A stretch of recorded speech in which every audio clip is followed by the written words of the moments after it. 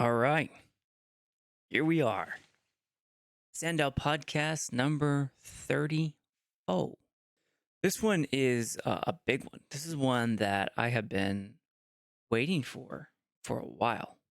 Uh, I actually started this as originally going to be SandDAO podcast number 5, ended up being 34. So, yeah, been a long time. It's taken me this long to get through everything that I needed to. I did a lot of interviews, other stuff like that. But now here I am in looking at how the DAO came to be. Something that's been on many people's minds for a long time, especially mine, because I want to invest in my time, effort, and energy into it. And there's a lot of things that I need to know just for myself, for protection's sake, for clarity, for governance, a whole bunch of reasons why. And finally figured it out this past week.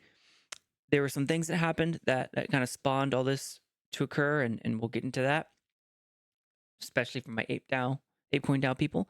But today, we're going to talk about the birth of the Sandbox DAO, how it came to be. My scope of the talk, I normally fly through it, but this time I need to spend just a little bit of time on it. So, what is today about? Today is about the results of an analysis. I put in many hours of research and came up with a bunch of facts, a set of facts that help tell a story. All of these facts that I'm about to show you are all public. So I don't have any secret back channel knowledge. I was able to find everything I'm about to show you through a bunch of public websites, mostly Google, but also other things. What this is not an accusation against anyone or the Sandbox DAO. It's not a smear campaign. You're not gonna see me say, "Ha, I got you." This isn't that type of podcast. This isn't that type of episode. What it's about is being open and transparent about what in the world is going on inside of our DAO.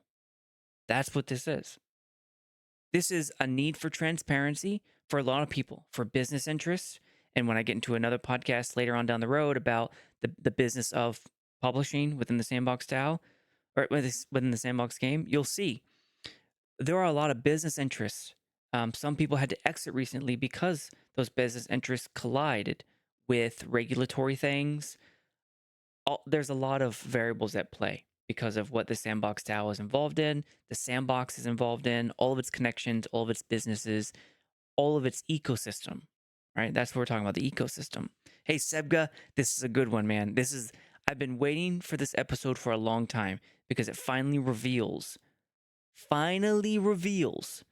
all of the relationships that I could find by scouring the internet. So it's about transparency. What in the world is going on inside of our DAO? Because up until this point, we haven't really had as much as we wanted. There have been so many questions that haven't been answered, and this was an attempt to clear away some of the fog. All right. Disclaimer. I do not represent the Sandbox Game or the Sandbox DAO Foundation. I am not your financial or legal advisor, and nothing I say is to be taken as financial or legal advice.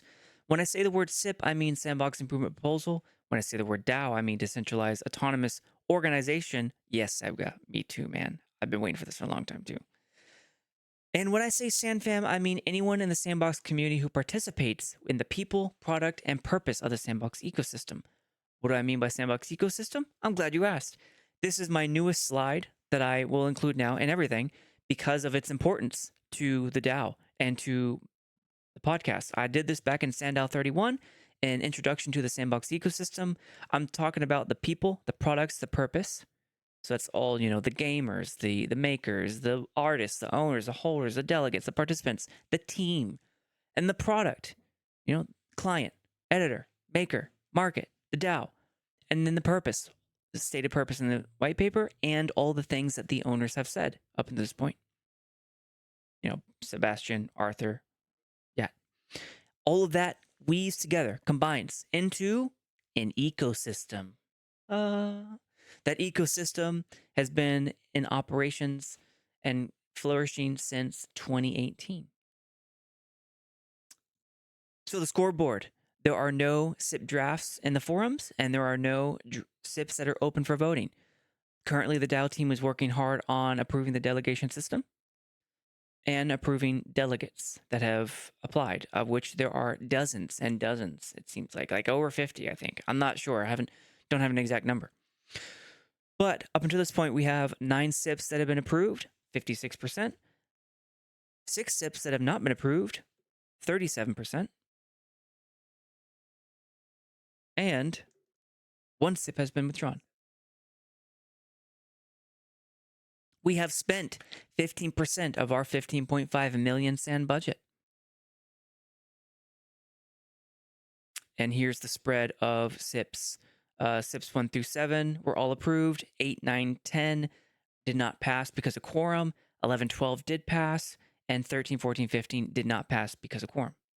DAObase.ai, we are still at 211,000 token holders. And I got a clarification from DAObase.ai. That means both the landowners and the SAN token holders. So I was trying to confused for a while. Does token mean just SAN? Does it mean land? It means both.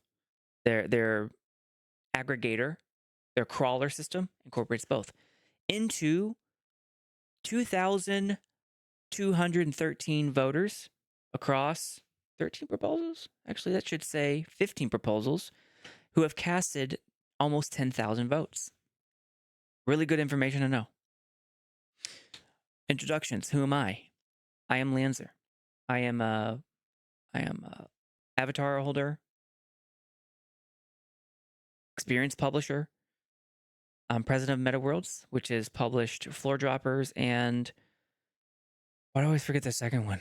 Floor Droppers and Lava Defense. Floor Droppers is currently in 0.0 in Alpha Season 4. I cannot believe that we made it.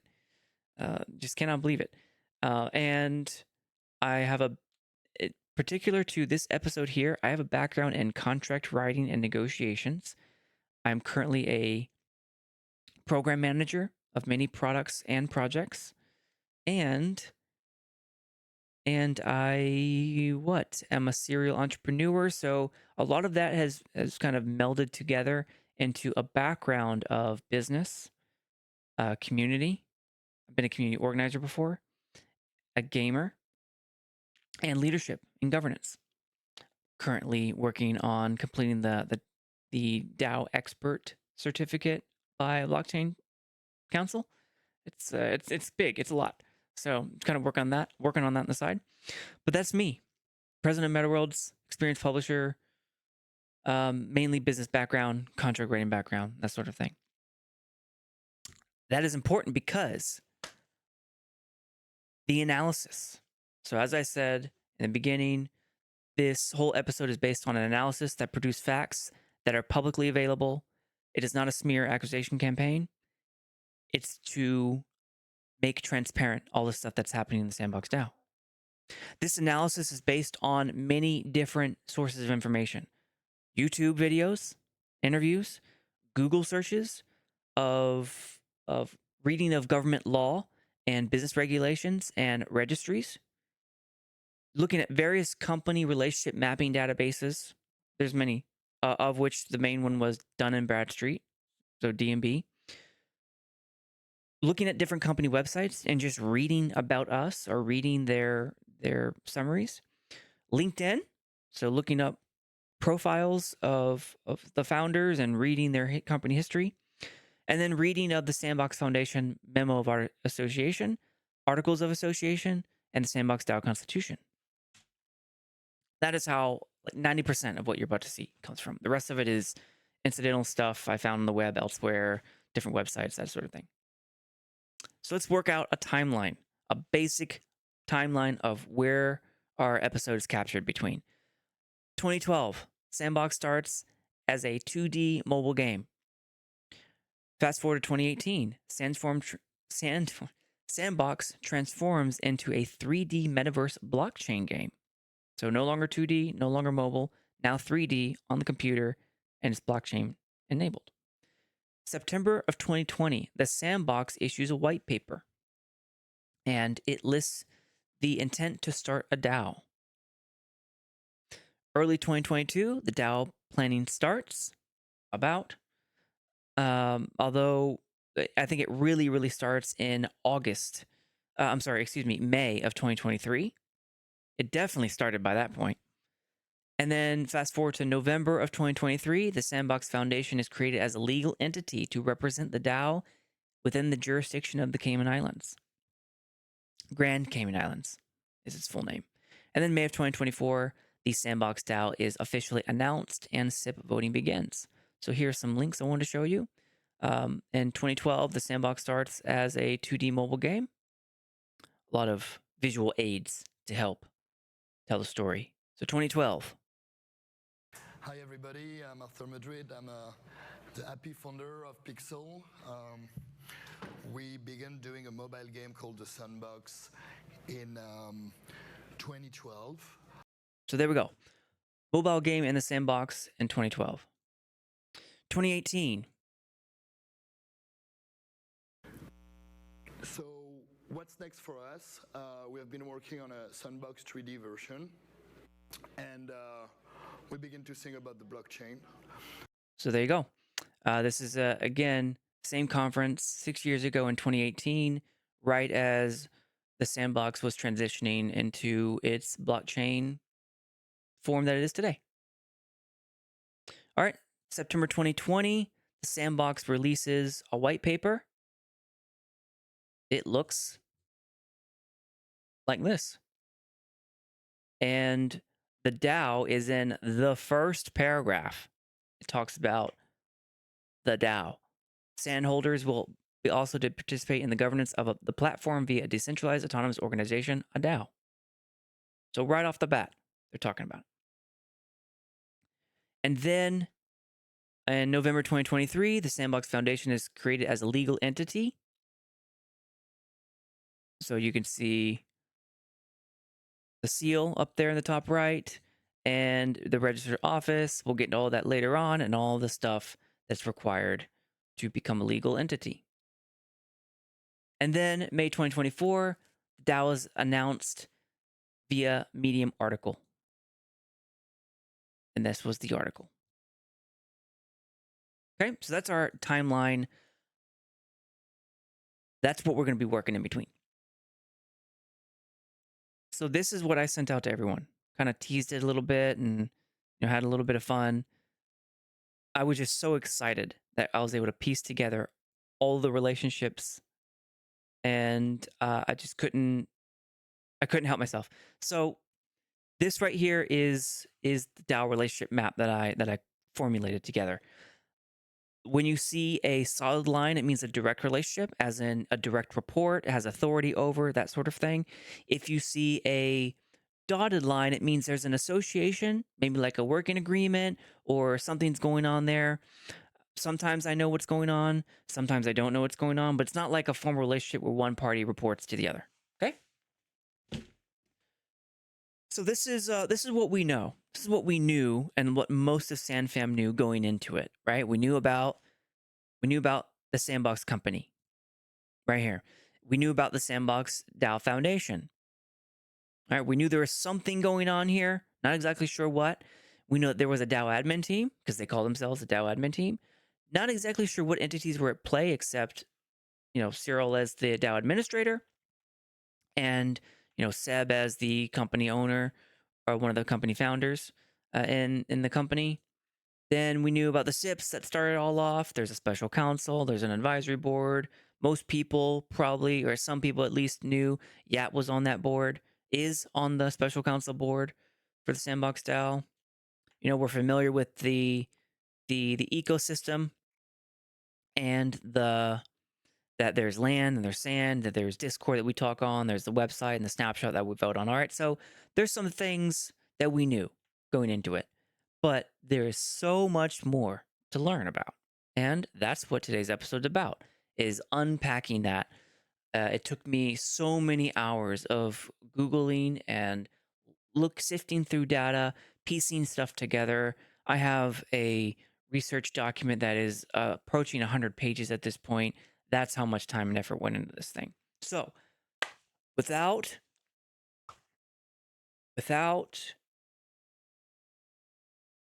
I keep most names out. There's some names that are very, very so public that they're just, they're a mainstay, like Seb and Cyril and Yatsu. So those are central figures. But for the vast majority, I refer to people as their positions and titles. Like I'll refer to Cyril as the Sandbox DAO administrator. I'll refer to Seb as the, Sandbox co-founder. I'll refer to Yat as the chairman of like Animoca brands or the special council member, whatever but position is most applicable. So I'll generally do that. But without further ado, this is the unpacking of the DAO relationship map and how the DAO came to be. You ready? It all starts with the Sandbox Company. Used to be headquartered in Paris. It is now in Malta in terms of legally where it is. That happened, I don't know, about 2018. It doesn't matter. It happened a little while ago. 2021, something like that. It has a sand token and a land token, NFT, that is functioning as part of, holding stuff. You can do things with it. You can speculate, creating a thriving ecosystem of people, products, and purpose. Okay, so I go over that in episode 31, the details of which, when you put them all together, what is it that you're left with? What do you get? You get that ecosystem, the daily interactions, and of all the people, purpose, and products, buying and selling. So that's what you are, what you have. You have a thriving ecosystem. The Sandbox created through all of these things. But as it said in its white paper in 2020, it wants to create a DAO. It has every intention of creating a DAO. So how do you do that? It started in 2020, the idea, but it really didn't start planning until 2 years later when, and Seb talked about this in, I think it was SandDAO Podcast 8. He talked about the conditions being they weren't right until recently when there was an ecosystem that was thriving. They have the partner base to support it, right? Things aren't correctly aligned for them to launch it in 2020 when the white paper hits. So they have to wait until the conditions are right. 2023, conditions start aligning. 2024, they're ready to launch. Okay. So how do you launch a DAO? What is a DAO? Decentralized autonomous organization. It's a collection of people voting on things to spend money. So what do? Sandbox then looks at Arasakio. It is a consulting company based in Paris. And the founder of the company, which was in Paris at the time as well, probably meets the founder of Arasakio, who is currently the DAO administrator, the current DAO administrator, also in Paris. They probably meet somewhere. All right, fine. They partner with Arasakio. Arasakio then decides it needs to create a team that will help create a DAO. So what do?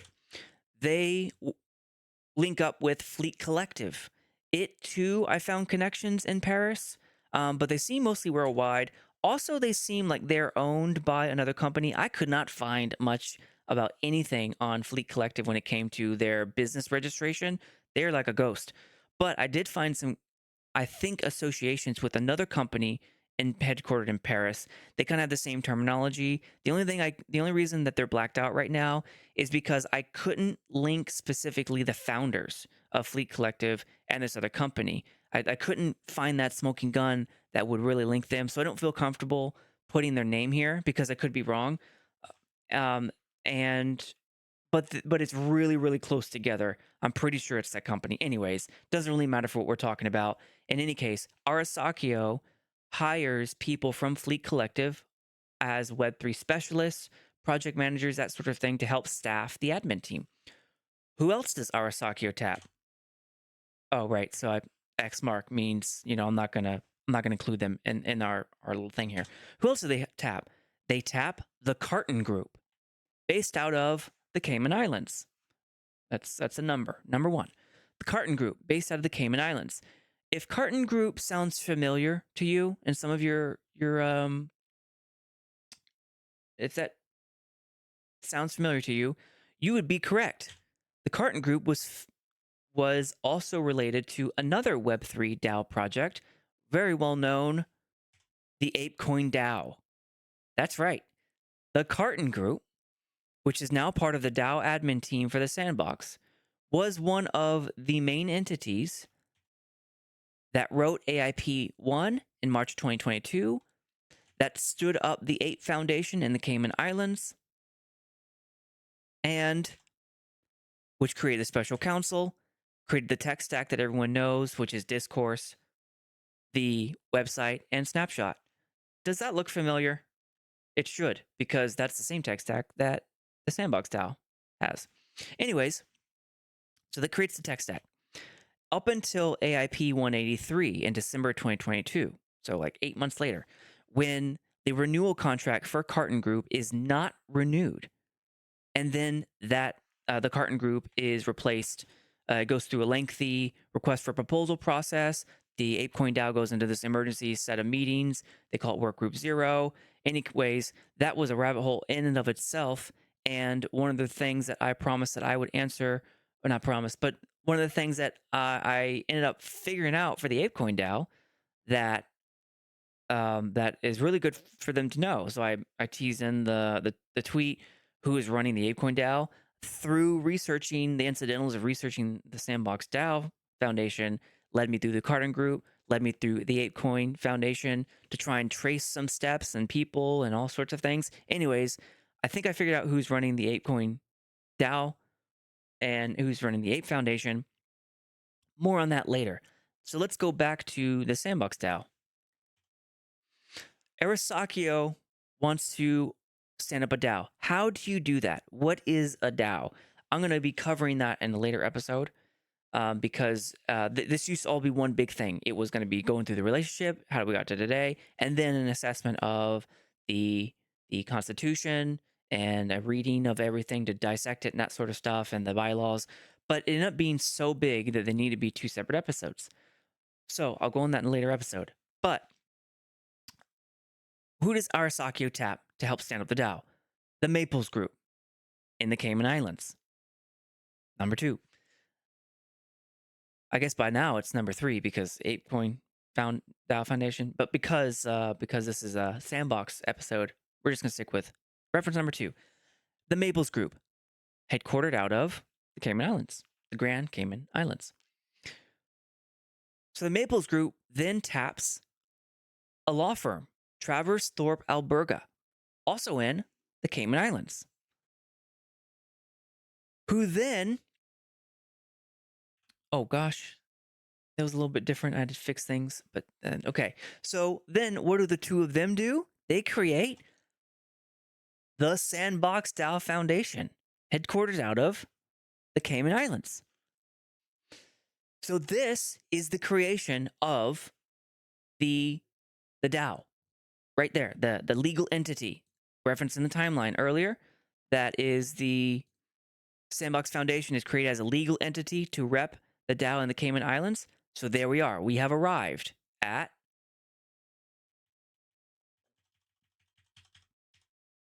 the creation of the legal entity.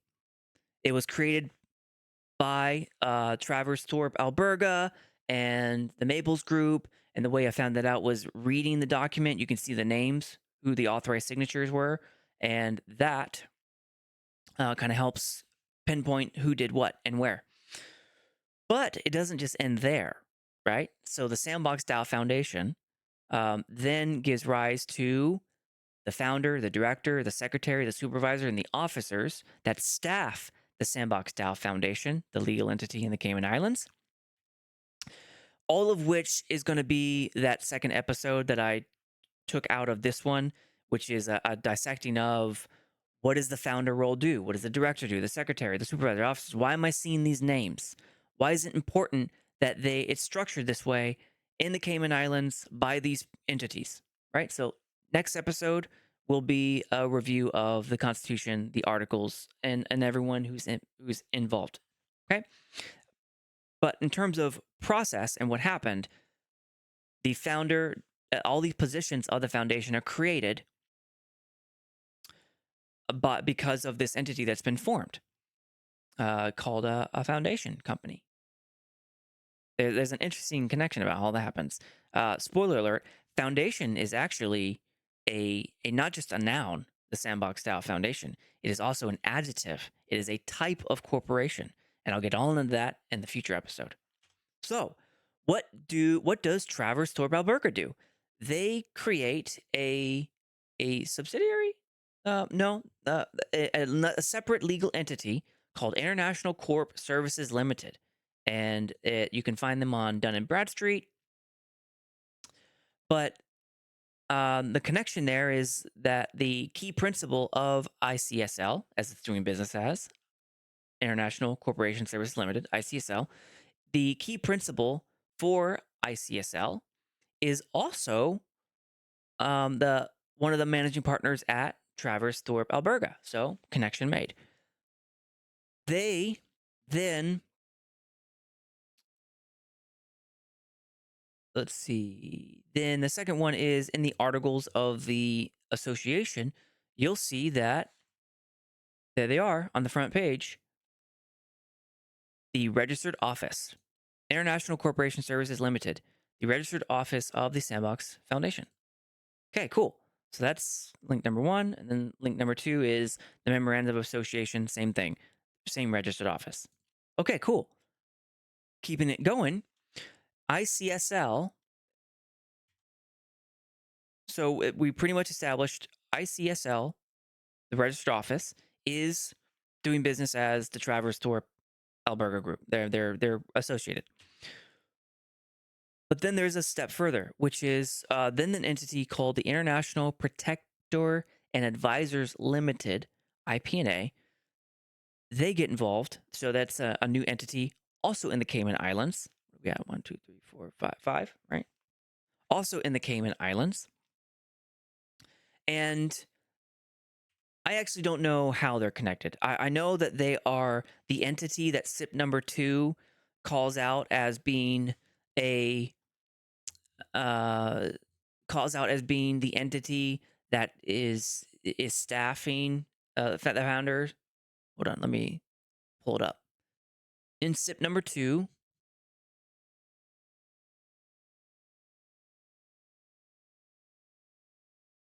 right? So here it is, SIP number 2, and in SIP number 2, it talks about the foundation. There it is. Talks about how Cayman law requires a supervisor and blah, blah, blah. International Protectors and Advisors is the founder of the foundation, and the foundation has engaged IPA to serve as a supervisor. So IPA starts staffing the board and the founders and all of that, but I can't figure out who owns IPNA. There are some connections I think I've located that links it back to ICSL or maybe Travers, maybe even Maples Group. You'll see that there's a lot of collaboration, but I can't figure it out, so I'm not going to go much deeper than that. In any case, whatever their association is in terms of who owns it,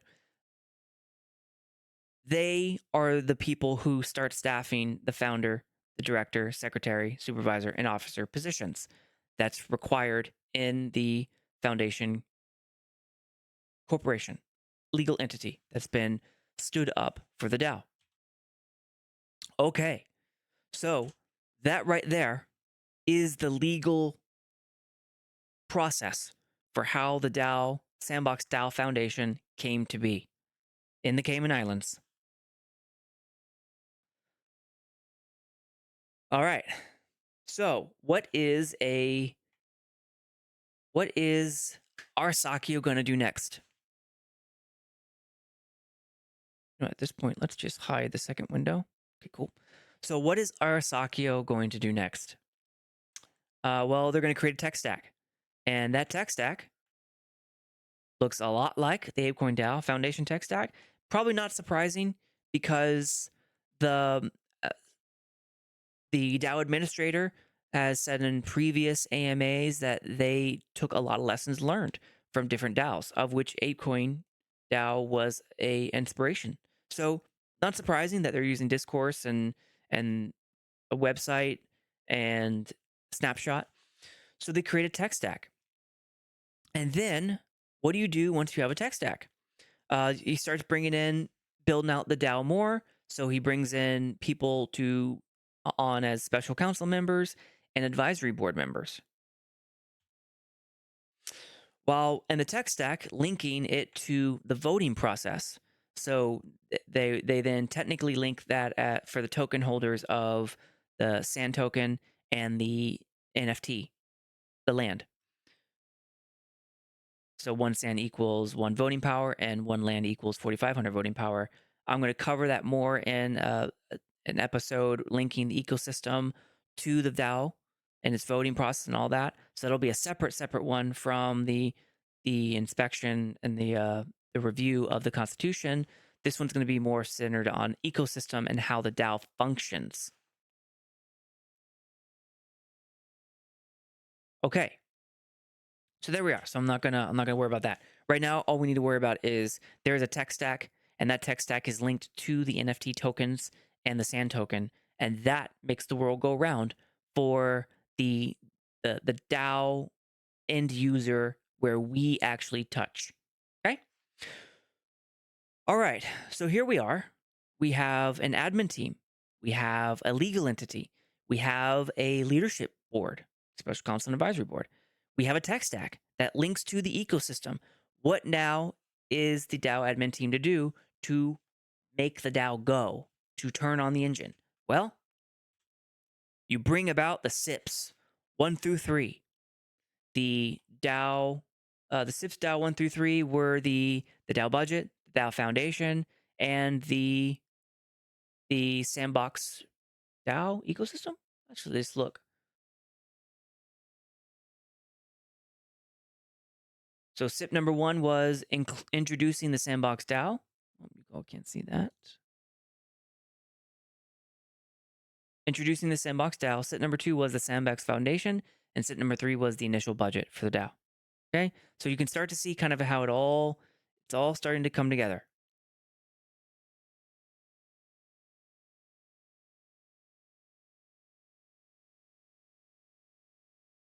So SIPs number 1, 2, and 3 are introduced in May of 2024.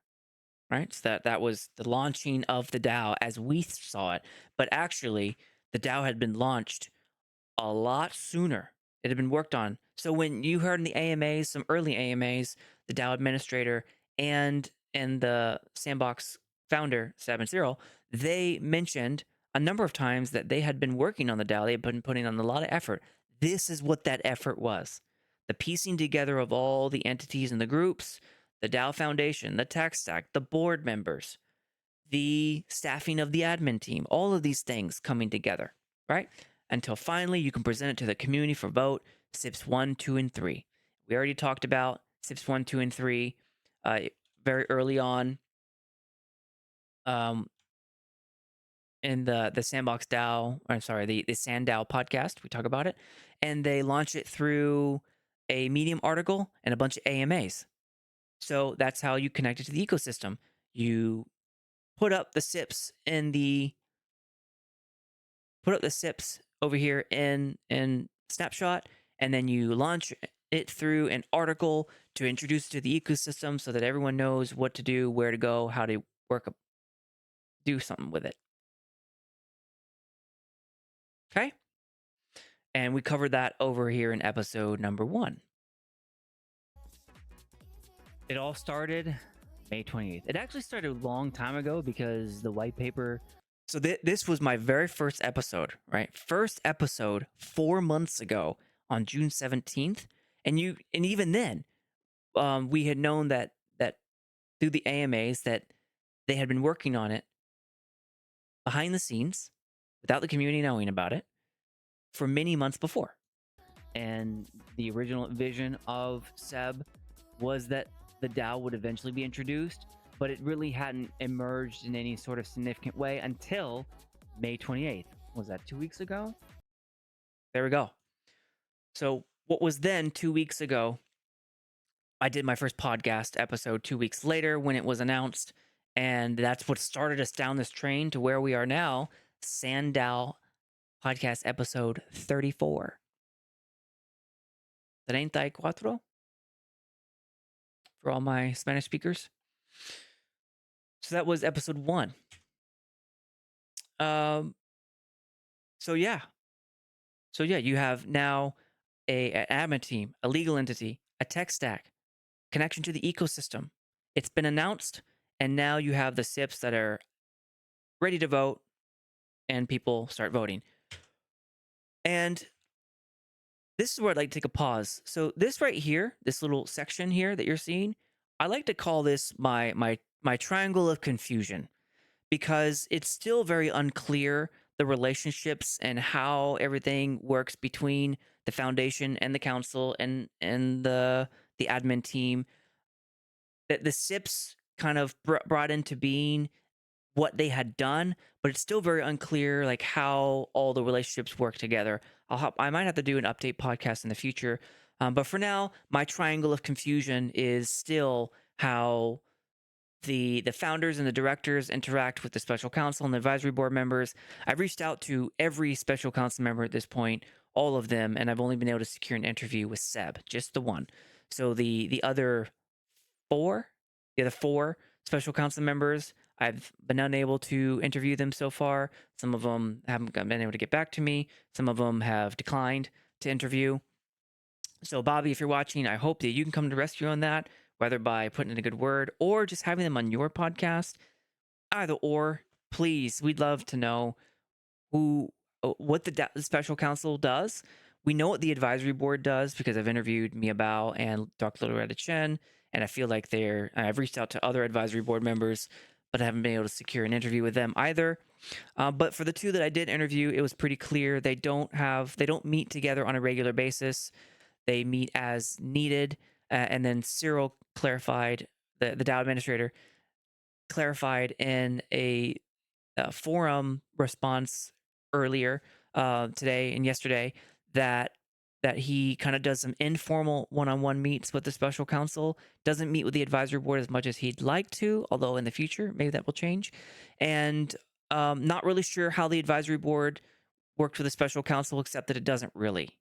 And that was confirmed by my two podcast interviews with the advisory board, that they don't meet regularly, they don't really talk to the special counsel. So I'm kind of unsure how everything pieces together on a day-to-day basis, except that the DAO admin team, working with Fleet Collective and Carton Group, staffs that and does things like, the SIP reviews and all that sort of stuff. And there's more. So I'll cover that in a future episode on the DAO ecosystem. So, but that's my triangle of confusion. I'm still not exactly sure on what the relationship is, who answers to who, and all of that. One day. Okay. So here we are. Relationship map almost fleshed out, but we're not done yet. There's still a little bit more to go. Uh, so what comes after this? Oh, I covered episode 33. Right. Episode 33 was my introduction to the Sandbox ecosystem. It tried to approach this, but it mostly dealt with the people, products, and the purpose. My note here was that it's not clear what the relationship is between the special counsel and the DAO admin team. Is there any position that the special counsel does not have authority over? So that's something that stuck out to me as I read that sentence. That was that was only that was only 4 days ago. Jeez. So that was SandDAO podcast 33. That was my review of the DAO Medium article that published, and the DAO Medium article was an update to the SIP process, an update to the way ahead, and I had a number of comments, questions that I posted, and the DAO team is answering. So it takes time. I had a lot of questions. There were a lot of questions. If you had looked at the Medium article, there are a lot of questions that need to be clarified and that sort of thing. So that we're working through that. but that was only just 4 days ago. That's funny. So yeah, episode 33, 4 days ago. It's still confusing to me. Um, but we'll work through it, especially now that Bobby Kunta, episode 32, um, introduced Bobby Kunta. He introduced himself, what, maybe a few days ago, 4 days ago, something like that. And he is the communications manager. So very excited, Bobby. Very happy you're here. Cool. Episode 33. Now, what's the next step? What else do we need to know about the DAO relationship map? Well, as you may or may not have known, Yatsu, chairman of Animoca Brands, he was on the special council of the Ape Foundation back when it launched in March of 2022. He is no longer on the the special council for the ApeCoin DAO, but he is, however, special counsel for Sandbox DAO Foundation. I'm sorry, not Foundation, the Sandbox DAO Special Counsel. Okay, so that's the first note, and that linkage probably is not surprising because he is the chairman of the board for Animoca Brands, based out of Hong Kong, Virgin Islands. I'm not really sure. When I searched up the business listings for Animoca Brands, I got a lot of business listings all over the place. It seemed like there was a big Animoca Brands company listed in the Virgin Islands, but also there was a what looked like a headquarters in Hong Kong. I'm kind of unsure of the corporate structure, but whatever the corporate structure is, the chairman of the board is Yatsu, right? You'd be forgiven to think that Animoca Brands owns the Sandbox company, as if you look on their website, Sandbox game, and then you scroll down to the bottom of the page, scroll over to, oh, you can't see it very well. Hold on.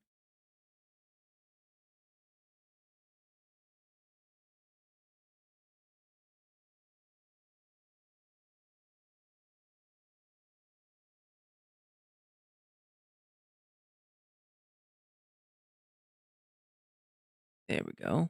So if you scroll to the bottom right of the page, you'll see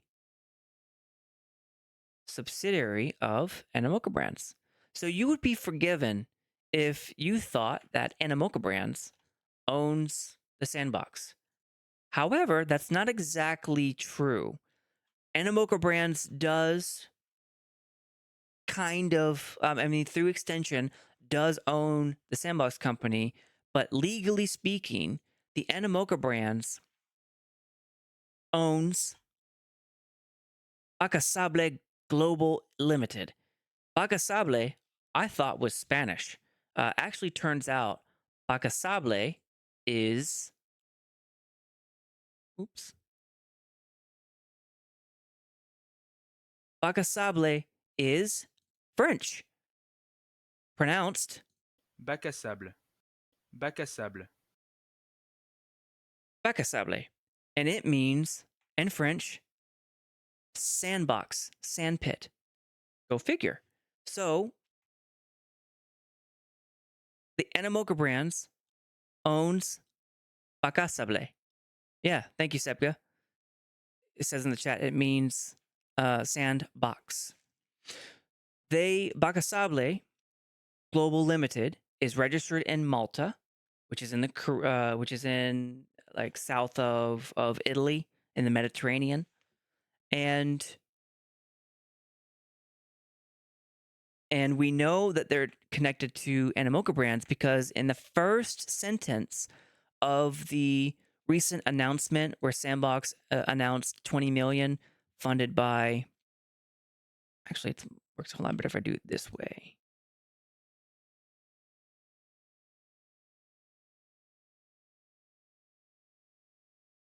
There we go. So in the announcement press release where the Sandbox recently announced 20 million funding at a $1 billion valuation, and that was in I think just a few months ago it was. And the first sentence, there it is, June 2024, not that long ago. The first sentence reads, Animoca Brands Corporation Limited, quote, referred to as Animoca Brands, the company advancing digital property rights for the open metaverse, and its subsidiary, Bacasable Global Limited, operator of the Sandbox. So, connection made. Right? And they're not hiding it. It's part of their press release. So, Bacasable Global Limited is owned by Animoca Brands. And if you search Malta's registry, the Sandbox is actually called TSB Gaming Limited. It used to be registered in Paris until 2022, when its registry was transferred to the jurisdiction of Malta. And then here you go. You can see Malta, registration date, and TSB Gaming Limited. Its share capital, if you look at its share capital, its involvements page, you can see who the involved parties are, but more importantly, its primary shareholder, who owns 100% of the company, the Sandbox Gaming Limited, Bacasable Global Limited, owns all of the shares. So in effect, owns TSB Gaming Limited. So there you go. TSB Gaming Limited is the name of the Sandbox company. So when I say Sandbox company, what I actually mean, I didn't really even know this until this episode, really, that when we say TSB Gaming Limited, we're actually saying the Sandbox company. And when you say the Sandbox company, you're actually referring to TSB Gaming Limited, which is owned by Bacasable Global Limited, which is owned by Animoca Brands. So there you go. Look at that. All fitting together now. Beautiful. Beautiful. This is what took me days of no sleep and researching and Googling and all sorts of things, trying to piece stuff together, reading corporate documents, delving into the weeds. This is what took me so long to figure out. And yeah, so we started with this. All we knew was the Sandbox company, the Sandbox DAO Foundation. There was a special counsel. Yatsu was a part of the special counsel. Advisory board. You may or may not have known Yatsu was chairman of Animoca. I certainly didn't know that really until not even like a few months ago when I really started researching the DAO. I really didn't know Animoca's place in the Sandbox company. I had no idea. I knew the name Animoca, but I didn't really know what they were or who they were. Not until I started researching interviews. I, like many SandFam people, I was just worried about the ecosystem. I was just worried about game maker and playing the game and the rewards and I was just worried about that stuff. I wasn't worried about who owned what and who did what, not until the business end of the Sandbox came full-fledged into the ecosystem in the form of the DAO. Because I'm a business person and I had no need to really work the business end except for publishing experiences until the DAO, which represents to me the perfect ecosystem, a perfect intersection of gaming, community, and business, of which I love so much. So I am now heavily involved in the Sandbox DAO, and I pivoted as soon as it was announced in May 28th. I had no idea it was going to happen, just like everyone else, and boom. So that's where we started. And that is where we ended after we became much more knowledgeable about all the groupings. Okay? So, are we done? No, we're not. We're not done yet. And the reason why we're not done yet is because of those numbers I was throwing up earlier in the podcast. You remember how I mentioned how it kept on throwing up a number every time I said the word Caymans? All right, I ended up getting up to 1, 2, 3, 4, 5, 6. 6 mentions of Caymans. Carton Group, Caymans. Maple Groups is in the Caymans. Traverse Thorpe Alberga Law Firm is in the Caymans. ICSL is in the Caymans. IPA is in the Caymans. ApeCoin DAO, also in the Caymans. But okay. But the more important thing is that Sandbox DAO Foundation is in the Caymans. 6 references to the Grand Cayman Islands. And as I started researching and that started popping up, I was trying to figure out, why was that? Why is the Caymans popping up so much? So, part 2 of my talks or my investigations, my analysis was, why is the Caymans so involved in the DAO? All right, here's why. When we say the Caymans, we're actually talking about the Grand Cayman Islands. And if you, we need our help. We need help from our friends at Google again to help figure this one out. Specifically, Google Maps. Now, if you were to draw up a list of everyone who's been involved so far, Carton Group, IP&A, ICSL, the law firm, the Maples Group, Fleet Collective, you'll and you start listing out, where are they located? Where's their place of business? Carton's Group is in the Caymans. They're on Market Street. International Protectors and Advisors, IP&A, they're the ones who staff the founders and secretary positions. They're in Georgetown in the Caymans. ICSL, they're in IP&A. I couldn't find a actual address, but they're in Georgetown. That's all I could find without paying extra money to a website that would tell me. Yeah, so public, right? ICSL, they're in the Caymans. Travers Thorpe and Alberga, they're in the Caymans. Harbor Place. Maples Group, they're in 2 parts of the Caymans. And Fleet Collective, I still have no idea where they are. Could not figure it out. I think I spent like 2 hours, maybe an hour or 2, trying to figure out where Fleet Collective was. I know they started out in Paris, but I don't think they're there. I think they're also in California and other places. But they have people all over the place. Hence, them being, a fleet of over 1,000 freelancers that the admin team helps staff the admin team. So, in any case, Google Maps it, right? You start Google Mapsing where everyone is. And I mentioned earlier, ICSL, they're related because on Dun & Bradstreet, the key principal is listed as the same person who is listed in the law firm as a managing partner. So link there. Cool. Right on. So keep going. Google Maps. So when you draw up the search, you come up with here, Grand Cayman Islands. Looks pretty cool. It's a nice little island. Kind of squished, right? But it's wide. And when you start putting in the listings. Whoops, my bad. Let me go back. Sorry, like I said, Grand Cayman Islands. When you start pulling up some Google images, you start seeing some cool stuff. Like, look at this. Look at this. Beautiful, beautiful waters. The buildings are like multicolored, pretty cool looking buildings. I mean, that looks aesthetically pleasing.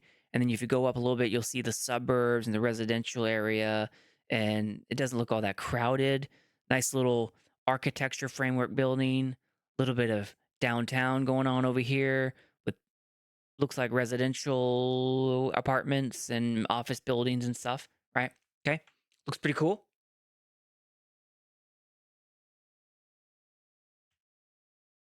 So, looks beautiful. I've never been, but looks beautiful. But when you start popping in everyone's address, you start to see it take you to the same part of the island, down there in the bottom left, right? Specifically, takes you to Georgetown, right? We already kind of knew one of them was in Georgetown, the International Protectors and Advisors, the people who staff the Sandbox DAO Foundation. They're in Georgetown. That's the only town I could get. I couldn't get a street name or anything like that without paying extra money. But everyone else I could figure out. It was publicly available what their addresses were. But it takes you to Georgetown, located in the bottom left of the island. Okay? So everyone turned out to be in Georgetown. All except Fleet Collective. Don't know where they are. Still don't know where they are. So yeah, Georgetown. Everybody's in Georgetown. And I thought, oh, okay, fascinating. Not only is Cayman Islands popping up 6 times, right? Many different key players within the DAO's formation. Not only are they on the same island, they're also in the same town. Okay, let's keep going. So, Cayman Islands. Let's zoom out for a second. Yeah, Cayman Islands is not that big. Like if you were to zoom out where it is, it's south of Cuba, and west of Jamaica. It's north of Central America, which is Honduras, Belize, Guatemala, El Salvador, Nicaragua, all of that. So it's in there in the Caribbean Sea. It's a small island. It's tiny. Like Jamaica is bigger than the Cayman Islands. So you're not really like I can't remember. You maps it. I think you could get from one end to the other in an hour or two. It's not that big. So you can kind of be it's a small island, which means that there are a lot of people who understandably probably know each other. And and so not alarming that everything is in, the the same town, Georgetown, but turns out not only is it in the same town, but almost all of them are headquartered on the same street, specifically South Church Street, which is a pretty long street, right? Pretty long street. It goes around the southern portion of Georgetown, kind of goes all the way around the end. But yeah, Church Street. Okay, so they're all on the same street. But again, it's a tiny island. It's a town in the island, and so there probably aren't too many streets. And I guess if you start Google Mapsing it a little bit, and then you start putting down some markers, and oh gosh darn it! So what just happened? When you Google Maps all the key players, it turns out that not only are they in the same town, on the same island, in the same town, on the same street, they're right next to each other. They're next door neighbors. Right? So let's pick this apart. The law firm is in the same building as the corporation that helped draw up the documents and that's the registered office, which is in the same building. I'm pretty sure for the oops, didn't don't know this for certain, but it's a pretty good guess, right? I feel comfortable saying that is in the same building as the staff for the founder and the secretary and all of that. Probably the same building, but definitely in the same town, and the nomenclature matches. I mean, it's probably true.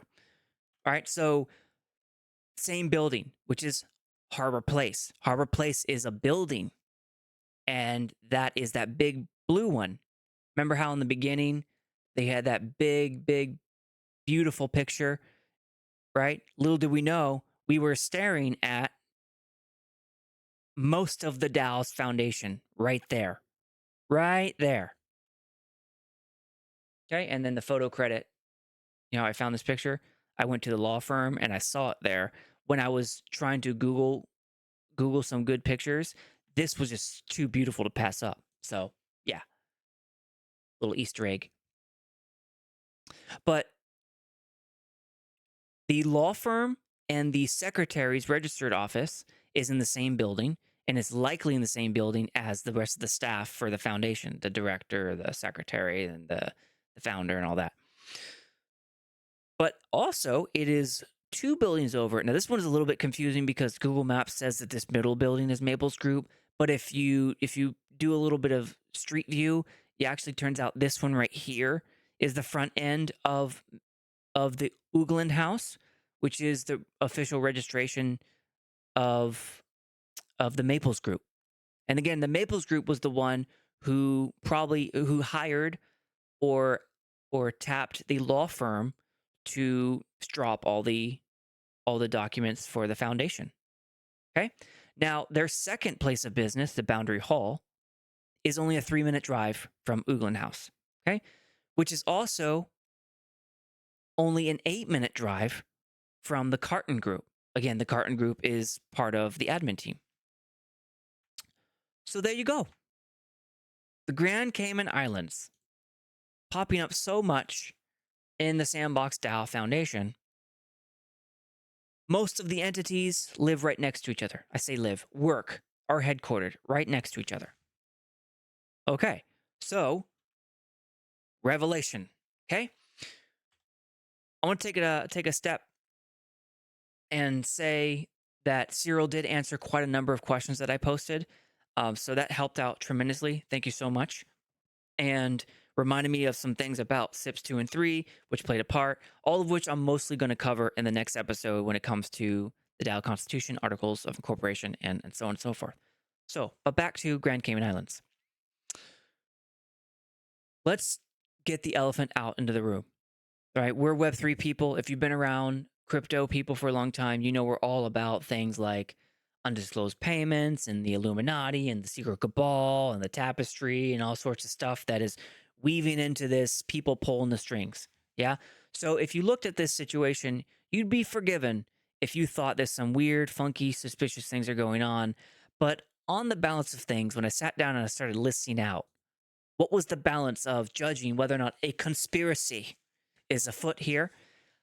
I don't think so. I don't think that's what's happening. All right. So you all can draw your own conclusions about whether or not a conspiracy is at play. I don't think so, and here's why. So when I judge whether a conspiracy is afoot, and let's look at the what is the legal term for conspiracy. It's not mince words here. All right. So conspiracy, as defined by Google, can be described generally as a sort of partnership in crime. Legally, a conspiracy exists when 2 or more persons join together and form an agreement to violate the law and then act on that agreement. So what are we talking about when it comes to business conspiracy? Or we're mostly talking about fraud, waste, abuse, controlling interest without disclosure, and a general directing or redirecting of the original intent of something. So like we want this DAO to be the voice of the people, the voice of the ecosystem, of SandFam. A conspiracy might involve the people pulling the strings behind doors to really render that all invalid so that our vote doesn't matter.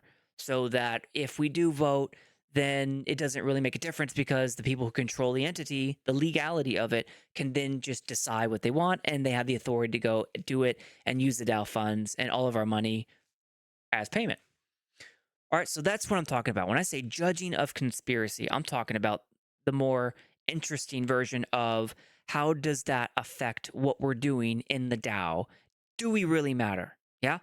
All right. So on the one hand, you have secret Illuminati cabal controlling everything. You know, that cabal is well known in the Web3. You know, the whales are accused of being an Illuminati cabal, the business interests, all sorts of people, right? So when I started listing it out, here is Sebga. I think you're right. Sebga in the chat said, I think it's more for legal reasons than centralization. We'll get to that because that's part of what the other hand is. I'm really looking at 2 different outcomes here. One is something that reasonable people would do. Reasonable people would do to protect business interests, to protect people, all sorts of stuff. Legal concerns and things that are reasonable. All right, on the other hand, you have a secret Illuminati cabal, controlling interests, fraud, waste, behind the scenes, all sorts of stuff, pulling strings. Okay? So let's list it out. And I'm just going to be brutally honest. All right? There's no mincing of words here. Let's just get it out. The secret Illuminati cabal, what would lead someone to believe that in SandFam? And things that I've heard the community say. Number one is there was no transparency in what happened. All right. the DAO just emerged out of nowhere. I didn't even know what a DAO was until May 28th, when it was suddenly announced through AMAs and articles, and it was just thrust upon everyone. All right. So there was no transparency. And even in the AMAs, you could not have guessed that everyone was next door to each other in the Cayman Islands. And oops, I just messed up there we go. You could not have guessed that everyone was next door to each other in the Cayman Islands, and that the relationship map looked like this. You wouldn't be able to figure that out without, I mean, if I had known, if it had been public, I would have not had to do this episode.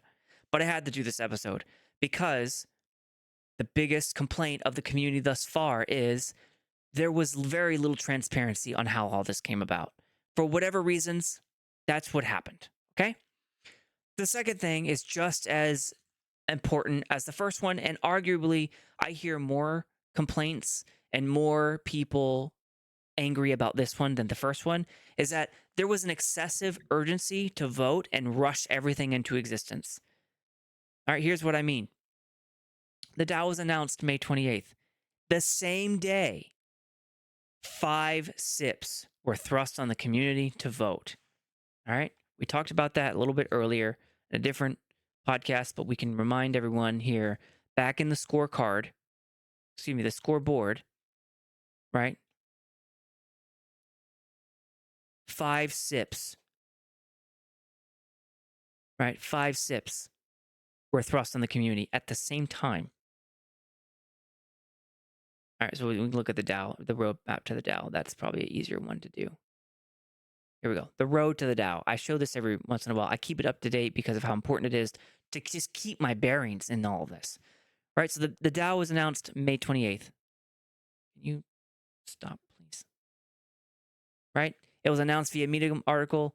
SIPs 1 through 3, immediately the day of, called to vote.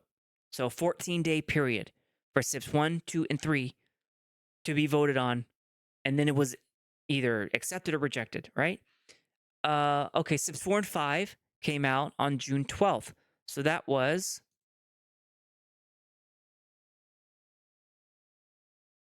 2 weeks later. SIPs 4 and 5 came out to vote. Those were not important to the formation of the DAO. SIPs 1, 2, and 3 were the budget, the legal entity, and the board. So SIPs 1, 2, and 3, 14-day period started that day. The same day, people who didn't know what a DAO was on May 27th now is told they need to vote because they own land and they have sand tokens. So they're being asked to vote in the DAO that they didn't know was coming.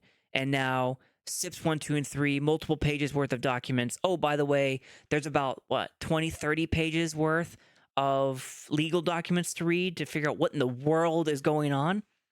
Yeah, it's a lot for people. So people are angry, very, very angry. They're upset that they weren't consulted in the formation of the DAO, and rightly so. The DAO is supposed to be for the people, by the people in the ecosystem, and the people were not consulted at all. We know who's consulted now, so there we go. And then a bunch of AMAs happened, right? So that's where Twitter Spaces, AMAs, all of that starts coming out. NFC Lisbon happened, so there's a fireside chat there, very interesting to listen to, and shed some light. It was more of a press conference than it was actually explaining what happened with the DAO. So many people were left unsatisfied with that because it seemed more like the DAO was announced May 28th, and then fireside chat came out, was like, oh, hey, we have a DAO. It's so great. And then the community is like, what in the world is a DAO? So the press release happened at the same time as the DAO announcement, making it seem like everything's cool, whereas the community is like, what is going on? All right, so 2 weeks later, on June 12th, because of some sandbox, because of the huge backlash, SIPs 1, 2, and 3 were resubmitted. And there were some technical issues with Snapshot happened. Okay, fine. So SIPs 4 and 5 end up closing before the resubmissions of SIPs 1, 2, and 3, which closed June 13th, it passed 89% yes, 93% yes, and 64% yes. So SIP 3 passed only with 64%. That was the budget. At this point, the community is just bewildered. They're flummoxed. They are overwhelmed. They're mad. They're angry.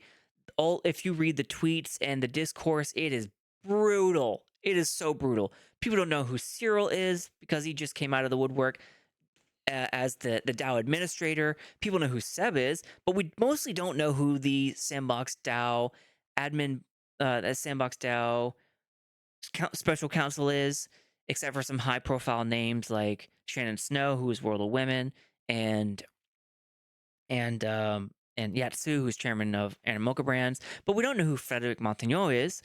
You would know if you were really, really delved into the depths of it. You'd know that he helped launch some NFT projects connected to Ariane.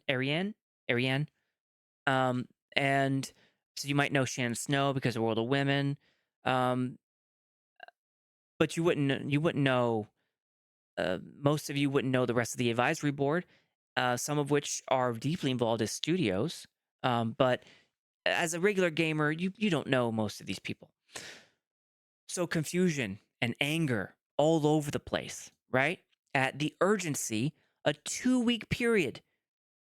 We suddenly have a 15.5 million sand budget to start voting on, pushing SIPs out to business proposals, business interests. And oh, by the way, we learned not only is there a bunch of SIPs that are ready for us to vote and bringing up the DAO into existence, but also there are tons of SIPs right on its heels for people who knew about the DAO ahead of time, mostly the Sandbox inner circle of the say inner circle, that's not the right word, the Sandbox company team. So they knew about it. So they had written a bunch of SIPs that were now going to be put to vote over the course of the SIP timeline. And we got a bunch of them. The carbon capture, Red Cross, Magic Palette, SIP number 6 was the first community one that passed. Staking budget. That was a Sandbox team SIP. Sandbox Ambassador. That was a Sandbox team SIP. Sandbox Academy. That was a community one by Mark Bago. He's awesome. That one passed, fortunately. But also the ones that didn't pass that were given to us was the Game Jam, Paris City Jam, NFT Collection, nomination by Arthmort. I love Arthmort, by the way. I really hope he resubmits. I think just the anger of the initial DAO phase overrode the reasonable approach that Arthmort and his team were going to bring to the Sandbox NFT collection that was going to be transferred to the DAO. I don't know if that actually happened. I need to follow up with that. But then the blockchain events, so all the 2024 events that were happening in Asia and Latin America, that was not passed. NFT Evolution, that was a community one, and then Resizing was mine, and Metaverse and Disability Hiring was community SIP by Metafutura. But the vast majority of them were Sandbox team SIPs who knew about it in the many months ahead of the announcement of the DAO in May. Okay, so all of that to say, people are angry. People are so angry. So angry that many are refusing to participate. Some of them are just voting no, just because they don't like what's happening. They feel that there's a conspiracy going on, that whales, not even whales at this point, the inner team of the Sandbox is controlling things. People are hearing founders and directors and admins don't know what's going on, who's connected to what. Now we do have a much better idea. But that urgency. So people are digging in their heels to say we need more talking. All right. And also turns out there's a lot of overlap. So in my research, when I started when I started and researching and analyzing what's happened, turns out a lot of people know each other. Right. So if you delve into the work history of a lot of the people involved, especially in the Cayman Islands, it's a small island. It's a small island. A lot of people used to work in the same companies, so a lot of them know each other, even though they're in different entities. You know, they grew up on the same island. They, the Georgetown seems to be a hub of business activity. A lot of people know each other. Also, same street HQs. That's an eyebrow raiser for sure. If you are into a secret Illuminati cabal perspective, same street HQs, even though they're different legal entities. Also, offshore businesses just kind of read wrong to begin with. You're doing all the offshore accounting, offshore legal entities. It's just too much obscurity, ambiguity, non-disclosures, and that just breeds resentment and suspicion that there's a secret Illuminati cabal going on. And also, there's the old wisdom of absolute power corrupts absolutely, which is basically saying that there's a sliding scale for when you initially start out really good, you want this great big thing to happen, but then all of these different interests start creeping in. Different people with different authorities, different monies and wallets that they're wanting to see happen. Their own interests don't necessarily align with the intent of what was originally founded for a DAO or an organization, and then that sliding scale happens to greed and opportunism. So you would be forgiven if you thought that there was a secret Illuminati cabal afoot, because there wasn't transparency on what happened. There wasn't there was a huge excessive urgency for people to vote things into being that they didn't understand. Lots of overlap between people working together in the previous histories. They're in the same place for a lot of the key parts of the DAO. You're hearing the word offshore businesses, Cayman Islands, some sorts of things that some unfortunate things have happened in terms of high profile fraud, waste, and abuse scandals. And then the old adage, absolute power corrupts absolutely, and that sliding scale to personal greed and personal opportunism. So that's on one side. I just spent a long time talking about it, but I want to give it its due course because I believe that some of this is true.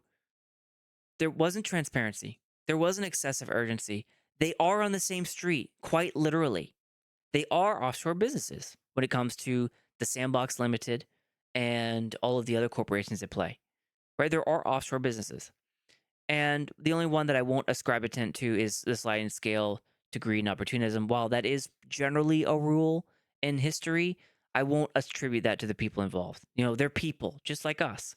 And if you delve down deep into it, I think what you'll find is that that a lot of them are new to SandFam. The DAO administrator is new to SandFam. I found no record of him being involved in the Sandbox family before the DAO, right? So, uh, also kind of new to DAO. A lot of people are new to DAO. I'm new to DAO. I didn't even know what DAO was before May. But the DAO itself, the very first DAO was in 2016 called the DAO. It was based on the Ethereum chain, but DAOs were not a big thing back then. And I was there in 2016, not with the DAO, but DAOs were not part of it. NFTs didn't even really become a thing until 2020. So people didn't really even know what DAOs were. And so most of us are new to DAOs. So a lot of the people who are staffed also, their work histories look like haven't been in DAOs very long either. Some of them looked very new to Web3, as in they were in normal industry, whether it be banking or traditional finance or just Web2 product development, not Web3 product development. So they're new. And also, the whole small island thing kind of gives off a small town feel. Very much if you grew up in a small town, you know this. If you grew up in a city, you might not. Small towns, people know people. The person who owns the convenience store down the road is their brother is or their sister or their aunt or cousin is works as an administrator in the local school, and that person's cousin is part of the local PTA. Like things just kind of happen because each person is their own person, And just because you have a principal of a school who is cousins with a bank owner down the street doesn't mean that there's suspicious activity going on. It just means that there isn't much biodiversity, let's call it, family names like you would find in a city where your next door neighbor has a different name, a different lineage. It's not related to you whatsoever. In a small town, many times next door, that's where your cousins live. So it's just a different way of life between a small town and small and big town feel. But also, more importantly, I've learned through owning my own businesses and being a serial entrepreneur for over 10 years now, publishing novels to Amazon, music to iTunes. It's so easy once you figure it out and you look in to the details of it. You can publish your first novel to Amazon within 48 hours, and it's as easy as creating a Facebook page. It once you put in the hard work of creating the novel, like writing it. But actual publishing is not hard at all. So what I found is through my own, I used to own a gaming subsidiary, all sorts of stuff. That's how I was able to publish experiences and come to the table ready made to help the Sandbox game through Game Maker and Vox Editor and all that. What you figure out is that trust is key to business. You go with who you trust with. There are a lot of stories out there, a lot of people who say they're going to do something for you, say they're going to build you a product. A lot of us know in the DAO, even proposals, people say they're gonna build the biggest, bestest thing, and all they need is a low cost fee of $2 million, right? But trust is key. If you're gonna spend the money, especially the sort of money that a DAO wants to spend, any indication, the ApeCoin DAO used to have $1 billion budget. $1 billion, 1.3 billion, right? If you math out its token supply and tokenomics, and it's $1 billion, and it's been spending hundreds of millions of dollars, hundreds of millions, writing checks for hundreds of millions, tens of millions, big numbers, right? Trust is key. You want to know who you're doing business with, because scams aren't just a Web3 thing. Scams happen, fraud, waste, abuse. You want to make sure you trust the person that you're about to ink a contract with for them to provide services. It's not just that. It's reputation. It's all sorts of things. But also, what I did not know, I, like many people, used to think that offshore businesses were related to like people who want to hide stuff. Like if you watch the show Billions or whatever, that offshore businesses where you go to hide things. Turns out that's actually not the case. If you educate yourself on the pros of what the Cayman business environment offers you, it offers flexibility. It offers a neutral territory for you to do business with people. Like if you have a person in the United States and a person in France, what territory do you do business in? Where is your legal entity supposed to be? If you do it in France, are you worried that the French government, with a language you don't speak, will show favoritism toward your French partner or whatever? So where do you do it? Maybe you do it in a neutral territory that will look at both partners the same and not favor one or the other. The Cayman Islands offers such an arrangement. And it's very, very tax lenient, meaning it doesn't, for the people doing business in Caymans or has a business registered with Caymans, you do not have to pay taxes on Cayman Island stuff unless you're American. If you're an American, you are taxed globally. So those are American tax laws.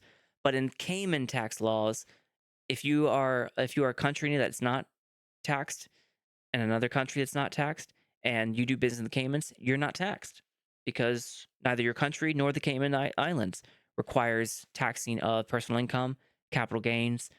None of that is taxed. So I did not really know that, and and also you can form a in about 24 hours to a week. I was looking at some of the websites are specialized in standing up a business in a short amount of time. So you have a short amount of time and you have a very friendly business environment to where your taxes are minimal to none. that is that's a lot of reasons to do business in a place like that, especially if you're a DAO, where you have a lot of communities involved, a lot of stakeholders, a lot of people who demand different things of you, and you want flexibility for how to operate a business and in a stable business environment. So that brings us to number 7, the Navigate Foundation, the Foundation Companies Act of 2017 and the Company Act of 2003.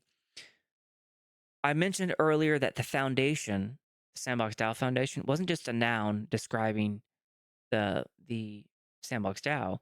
It's an adjective that describes a type of corporation similar to an LLC or a C corp or an S corp in in America. It is a type of corporation. It's a type of company. I'm going to cover this in my next podcast episode. I'm not going to delve into it much here. We're really talking about what happened. And the only reason I'm bringing it up now is because of what reasonable people would do. There is a massive amount of flexibility afforded a Web3 company through something called a foundation company, which is what the Sandbox DAO is. Sandbox DAO Foundation, the Sandbox Foundation, is a type of foundation company.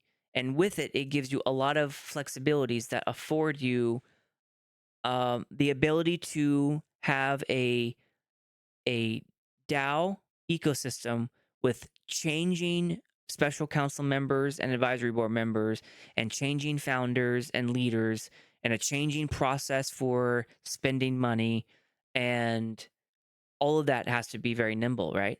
So what I learned is that when I read the Foundation Companies Act and the Companies Act of 2003, there is a lot of flexibility and speed. It offers you a lot of speed to act.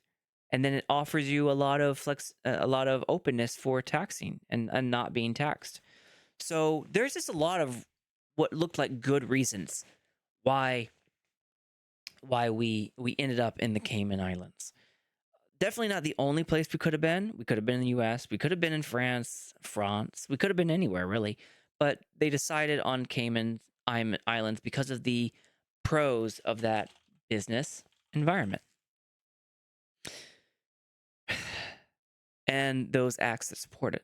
And last, but certainly not least, and Sebga says in the chat, in France, it's pretty complex. You can even not mint an asset with a random rarity for the same price. Okay, so yeah, in France, it's pretty complex, he says.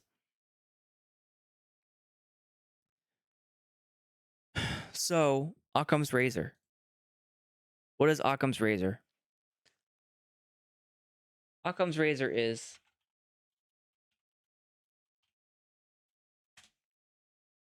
a principle of theory constructed of evaluation according to which, among other things being equal, it posits fewer entities or fewer kinds of entities are preferred to explanations that posit more. What does that mean? It means that the simplest explanation is usually the right one. All right? So what does that mean here? Let's just think for a second, right? You're Seb. You have a thriving ecosystem. You are responsible to hundreds of thousands of token holders. How do you stand up a corporation which has, I'm sorry, corporation. How do you stand up a DAO which has been plagued with scams and rugs pulls and all sorts of stuff? How do you avoid that? So what do? You hire people that you think can get the job done, and those people hire people who are knowledgeable, having previously done things before in that arena, in an environment that looks open to all of the rules and associations and stuff that has to happen in a DAO with improvement proposals and spending budget money. So simply put, Occam's razor, when I thought about it, the most easy explanation there was that Seb wanted the DAO. Right? Seb wanted this done, the DAO created. So he hired someone that he found locally, someone who was in France with him. That person is new to both the SandFam and DAOs, and so he hired people around him who could help him build it. That led us to the Cayman Islands. That led us to Sandbox DAO Foundation Company. Are there people trying to pull the strings? I don't think so. Everyone that I found, and I found a lot of them, had some sort of Occam's razor, simple reason for being there. Many of them had public blogs that you can read. They've been in many open Twitter spaces that you can listen to.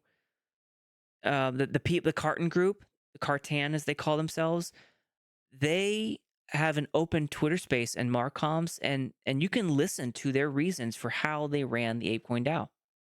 You can listen to it, and it's excellent knowledge. A lot of EDU, a lot of education going on there that tells you why the Cayman Island, why they're doing business in the Cayman Islands. They go through it step by step as the DAOs are new. DAOs are getting sued, which they are, by the way. The U.S. government sued a DAO, and they won. By the way, the U.S. government sued a DAO, and they won. So it's not obvious how you should do a DAO. So you hire people that you know to go do things that you need done, and those people hire people they know in places that they know they can get it done. That's how you end up with a DAO Foundation company in the Caymans, staffed by corporations in the Caymans who are all next door to each other. I could be wrong. There could be a secret Illuminati cabal thing going on here. That could be the case. I don't think so, though. I don't think that's what's happening.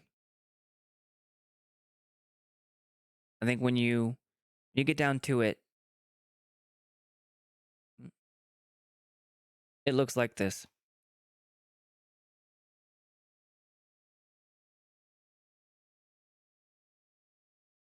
It's reasonable people doing reasonable things.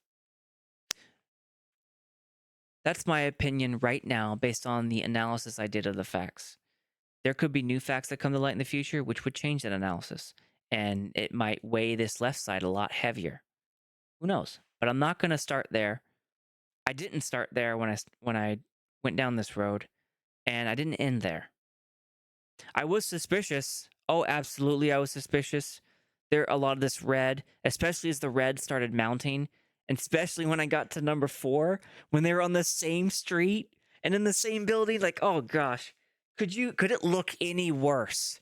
But you Occam's razor it, and then you look at all the reasons why it's a good idea, and I think it weighs heavier than the bad idea, the bad stuff.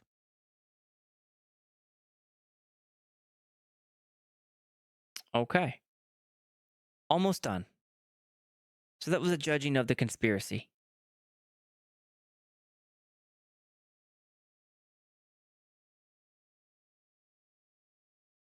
Let's resize this again. There we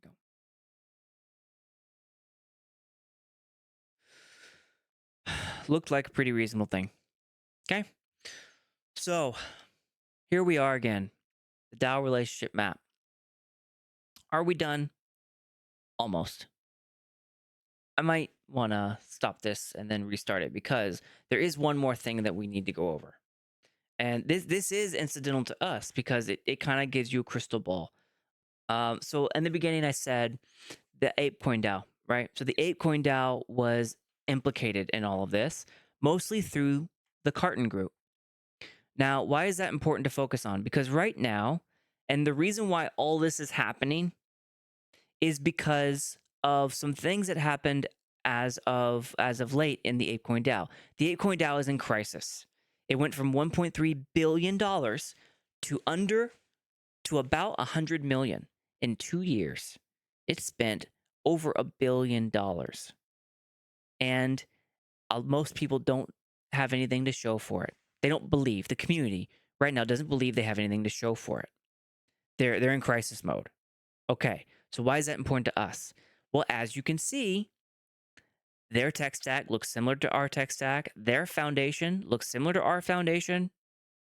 The only difference is their foundation documents aren't public like ours are. So I applaud. Thank you so much to the DAO admin team for making those documents publicly available where I can scrutinize it, shoot point questions, throw spears. I want to understand, right? I want to understand. We all want to understand. Everyone wants to understand, right? But the ApeCoin DAO doesn't understand. Their documents aren't public. I couldn't find their articles of incorporation or their memo of incorporation or their constitution, anything like that, right? But they're in crisis. They went from 1.3 billion to 100 million. And some things came to light as of late, that thrust all this into emergency mode for them. Now, what am I talking about? Before I get into this pretty deeply, I need to make a disclosure. All right. So, APE 466 was proposed by Derek. Derek Smart, as he's known. He's an analytical guy. He's been on this podcast before.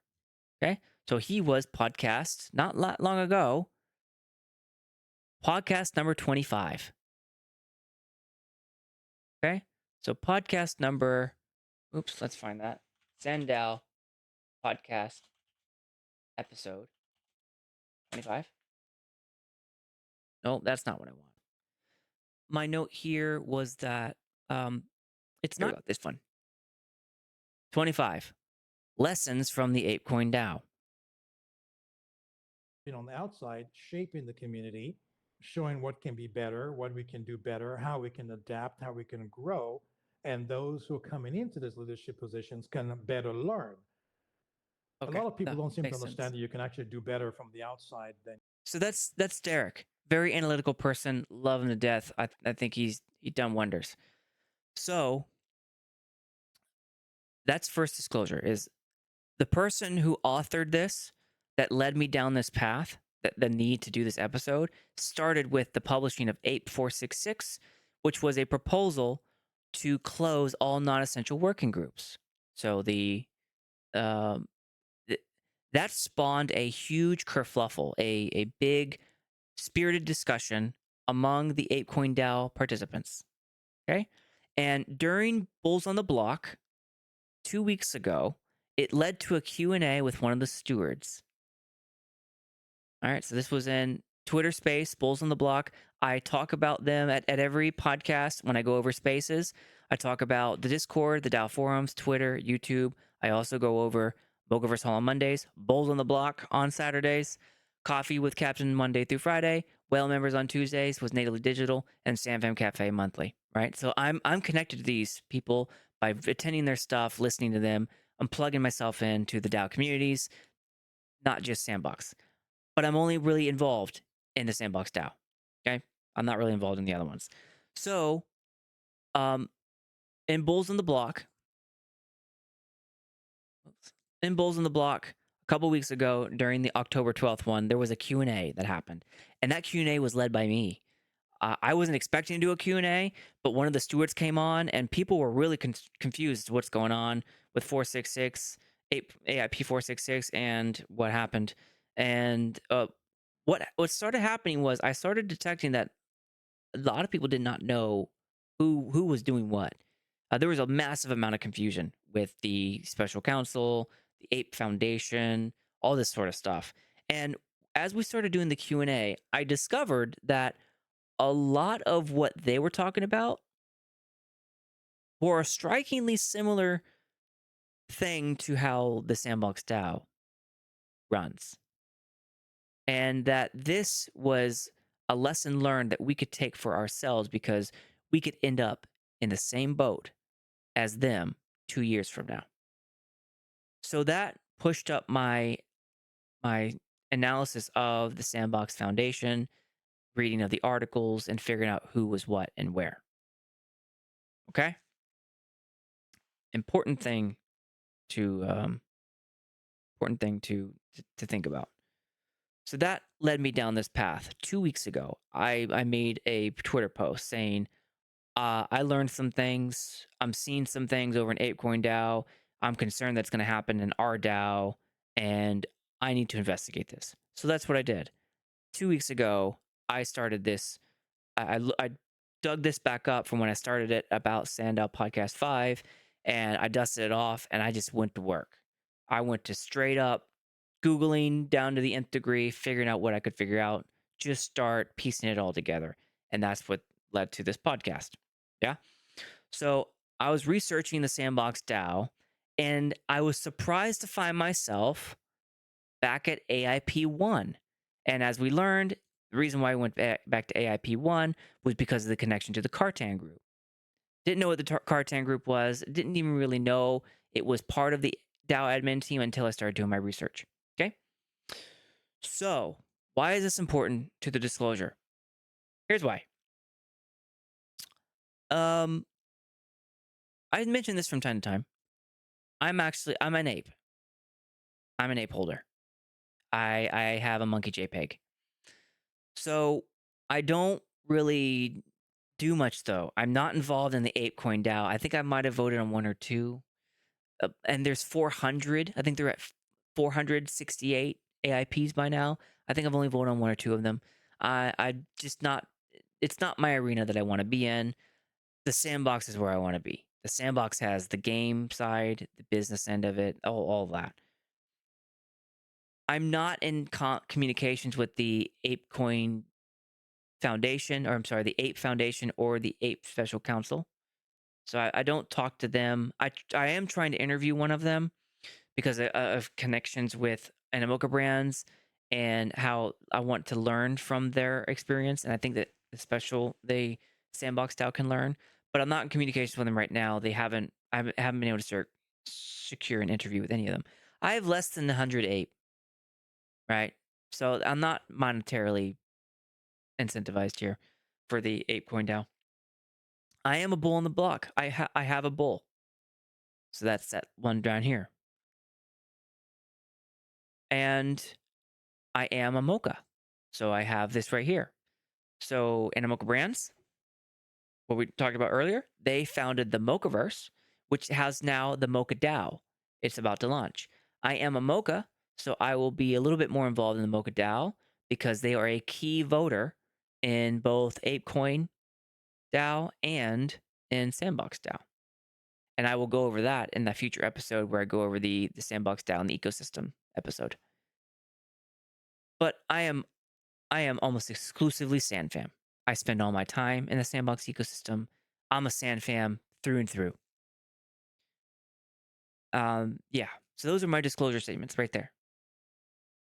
So let's get into answering the question that I said I would help out Ape Foundations because as I went through the research, a lot of stuff intersected with them. So let's quickly go through this. I'm not going to spend a ton of time on it.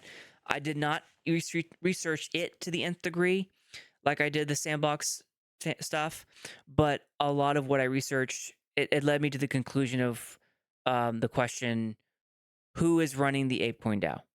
Who is running the Ape Foundation? And how is it all pieced together? Okay, so let's do this. If you are a ape person, ApeCoin DAO. Oh, also, when I said I was a mocha, allegedly the apes have a problem. Monkey JPEGs have a problem with mochas. I'm not really sure what the problem is. Like I said, I don't spend a lot of time in the Mochaverse or in ApeCoin DAO, so I don't really know. But yeah, there's some tension there. Not really sure why. So, Carton Group, AIP1, AIP 183. Ape Foundation, Special Counsel, ApeCoin DAO, Tech Stack. What is going on? What's happening? So that Q&A that happened 2 weeks ago on BOTB, Bulls in the Block, that happened because so many apes didn't, in the ApeCoin DAO, didn't know what was happening. And so I got kudos for that Q&A, which is basically me asking the question and answer of one of the stewards to figure out what's happening. And then realizing that, oh my gosh, Sandbox DAO Foundation is structured very similar to this. We should do something about it now while we have the benefit of time and lessons learned from apes. So in my research, led me through the ApeCoin DAO. And in there, I think I figured out what was happening, what's going on. So it all begins with Ape 1. Let me change the... Right, so we're gonna go through this.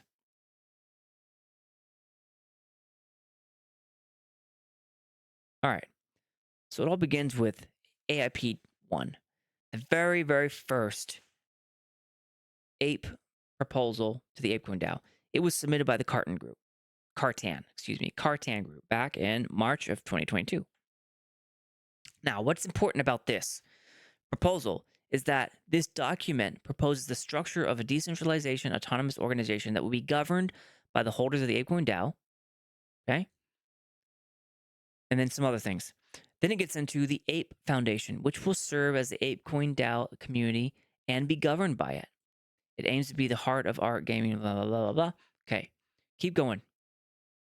The foundation serves the ApeCoin DAO and fostering a community. Okay. It wants to launch a product. And to achieve this, it's going to participate in idea submission, commentary, all this sort of stuff.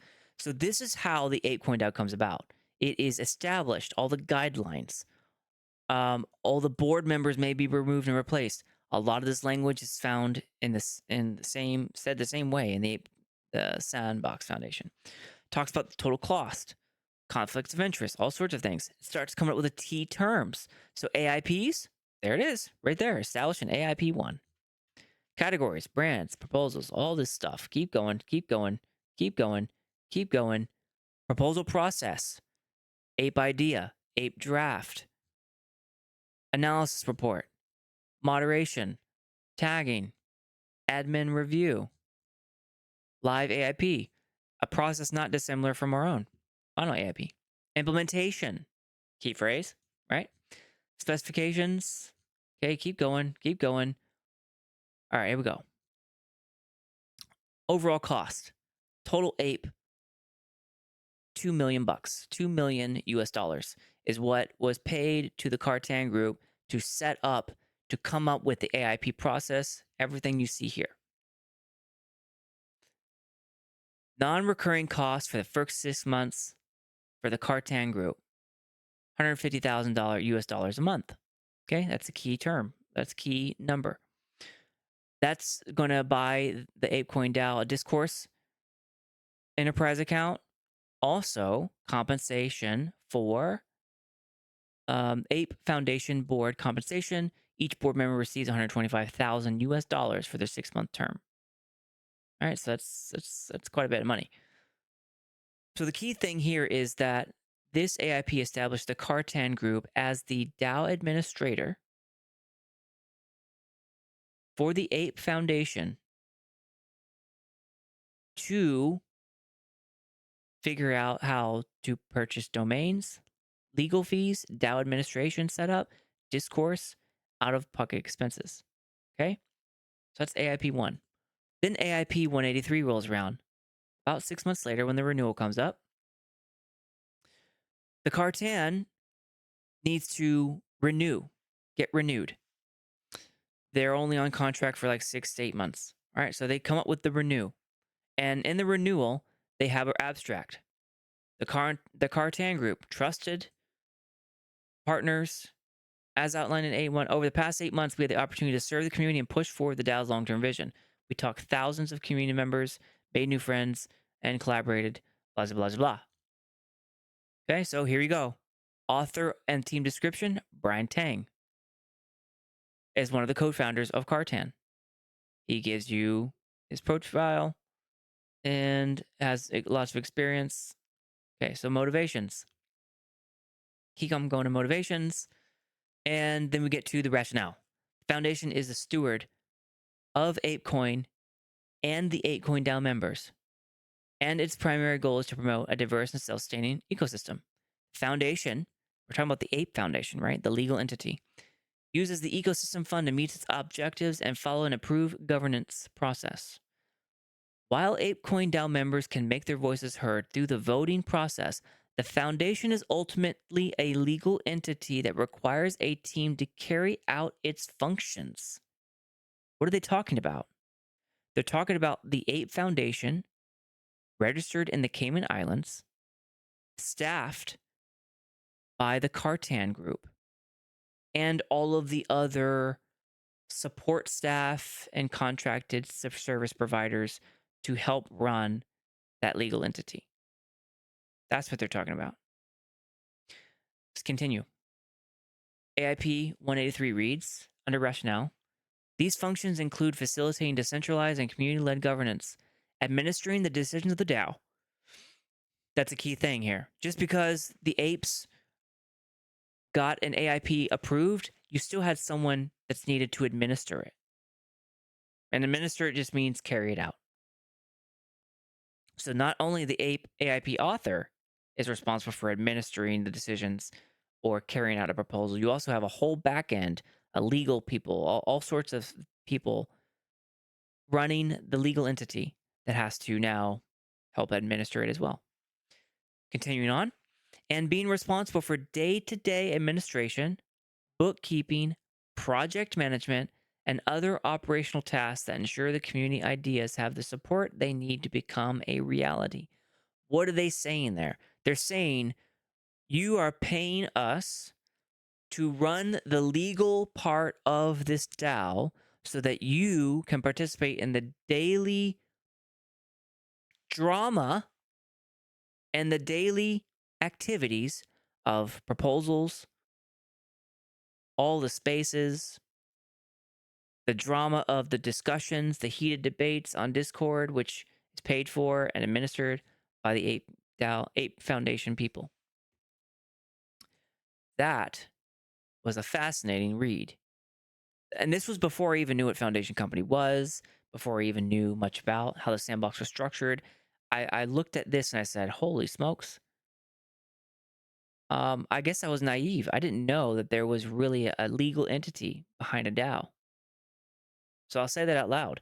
There is a legal entity, which is a company, a corporation that runs a DAO. It runs it. It's responsible to a government. It pays a tax. It does all sorts of stuff to exist.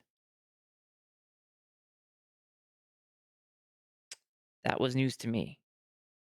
Okay. Because I've run my own companies in the past, I started connecting dots. Because if you have a company, that means you have founding members, you have directors, you have officias, you have secretaries, you have shareholders, you have stakeholders, you have budgets, you have filing with local government requirements, compliance standards, regulatory issues. All this, it just starts to balloon all of the stuff required to run a DAO if it's a legal entity. All right.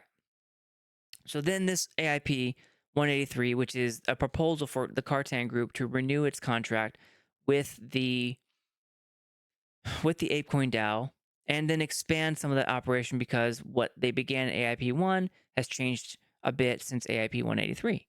Right? So they've expanded.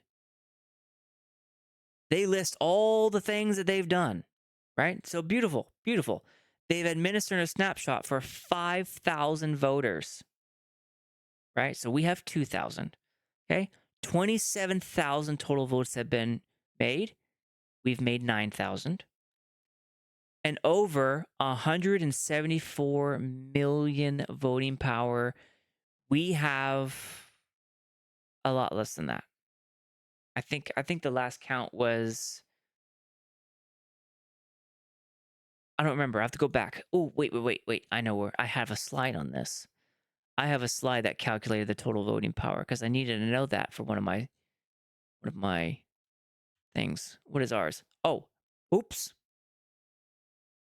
Ours is 779 million. So almost a billion voting power for the sandbox. Anyways, neither here nor there for the apes. So they have 174 million voting power that's been exercised across over 183 proposals at this point. And they've implemented discourse topics. So they've done forum moderation, they've done restructuring, they've done proposal reviews, they've done all sorts of stuff. Okay? So they're trying to make their case for why their contract should be renewed. Okay? Reporting insights, all sorts of stuff. Corporate operations. This one was interesting. Processing of invoices and payments and reimbursements. Bookkeeping and preparation. So when an AIP author wants to get paid, who do they go to? They're getting paid by the APE Foundation, which manages and has custody of the wallets. That's fascinating. Cool. Not dissimilar for how the DAO administrator clarified earlier in a forum post that they have access and custodialship of wallets as well to pay successful SIP authors. So Magic Palette, how is Magic Palette being paid? By a treasury wallet that the Sandbox DAO has custody of. And specifically, I don't know this for certain, but it's starting to look like the Sandbox DAO Foundation has custody of that wallet in the Cayman Islands. Probably a cold storage wallet. Who knows? Whatever it is, whatever their solution is, one of the spaces that I listen to for the apes, the Cartan group explained their custodialship solution that they architected for the Ape Foundation. So that was having cold wallets and hot wallets and all sorts of stuff to have a protected, secure solution to guard against hacks and to pay people monies that the DAO grants. This is actually starting to look like a very sophisticated system. A sophisticated system that can be represented in a court of law, that can have good record keeping and be compliant with government standards, bringing it out of the shadows of Web3 early years into the well-structured and public approach that needs to happen for Web3 entities to coexist among our Web2 friends. Right? So it's starting to look pretty good. Specifications. Lots of things they want to do. The management of the ApeCoin.eth ENS domain. So if you're wondering who owns ApeCoin.eth, it was the Ape Foundation. Is the Ape Foundation. Maybe. We'll get to that. Managing all sorts of QuickBooks, all sorts of things. If you run QuickBooks for your own company, Ape Foundation also had a QuickBooks to Google Workspace for collaboration and productivity. I mean, all of these things just tell you how it's run, the Ape Foundation, right? And then they were going to implement, right? So the timeline shall go into effect 1 January 2023 for a period of 12 months. All right, so this was the proposal to put all this into place. This was in December of 2022 to go into effect 1 January. The community fees were going to be $150,000 a month, plus, $250,000 for increased expenditures. And the reason why is detailed in the plan, the expanded operations. All right. Now, why can't I just end the story here? Because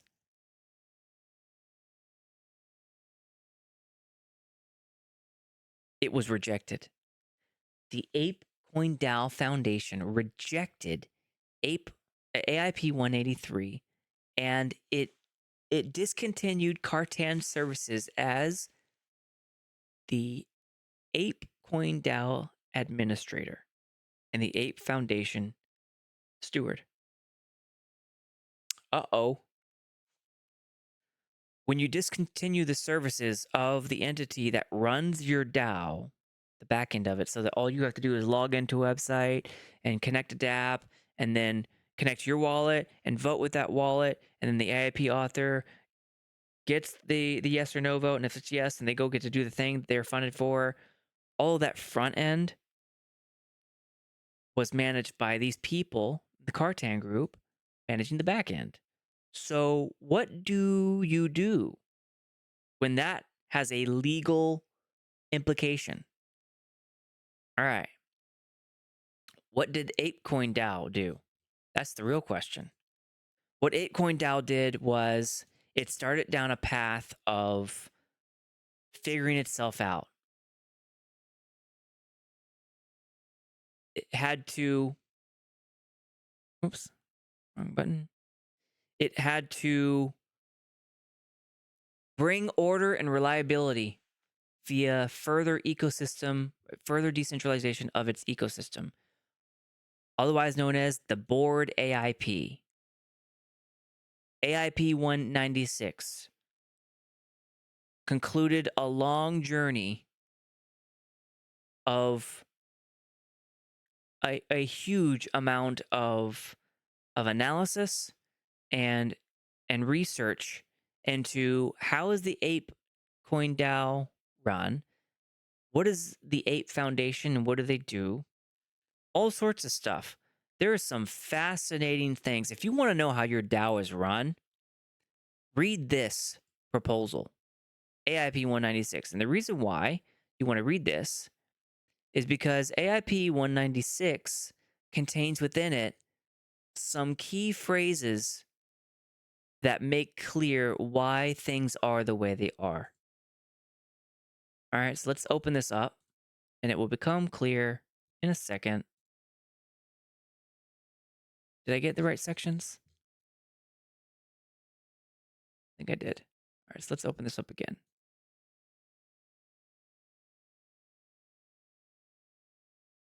Darn it. I had all this properly linked. There we are. Boom. All right. So what are we searching for? We're searching for the word legal. If you Control F the word legal in 196, you'll come across three very interesting phrases. You ready? Uh-oh, there's only two. That means I did not open the right ones. Hold on, maybe this one, this one, this one, this one, and this one. Okay, cool. So if you come across, dang it, there's still only two. Oh, wait a minute. That's because I need to open up rationale. There we go. Okay. So the authors are a bunch of people who, following the dismissal of Cartan, or at least the rejection of Cartan's renewal, took it upon themselves to investigate, to unravel this quagmire that we found ourselves in the ApeCoin DAO, which was we rejected the services of our administrator and our legal protector. So what do? Now we have to protect ourselves. We have to administer ourselves. What does that actually mean? It means you got a bunch of people who are, and I think they called it the most motivated, right? I think they used that word. Motivated. Oh. Motivated. Okay. So, but what they basically said, I think it was in the actual, the transparency report, where it said that they chose they being the special counsel and then just people who stepped up, right? So they picked people who stepped up, who were motivated to figure this problem out, and that end up being these authors right here. Sword, Adventurous Ape, Alex, Amplify, Bad Teeth, Board Ape G, Brooklyn, Buddha, Dr. JDR, Jerry, Halina, Lost Mantis, NFTC, Novo Crypto, Red Vulcan, SSP, Vera, Wabam, Zastro Bradley, Jmart, Wapow, Wrong Place, 12 Gauge, Coach McGurk. Right? So this right here, the board AIP.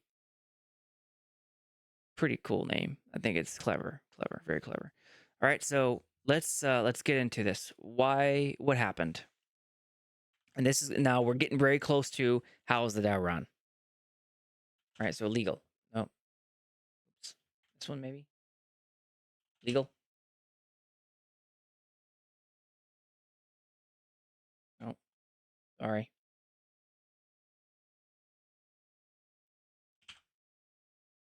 I have to redo this because I was not paying attention. So it was.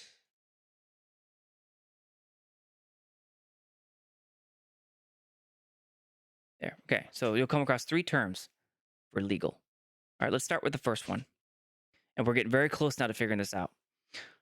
To summarize, this is I'm reading from AIP 196, Board AIP. Under the rationale section is the first mention for legal.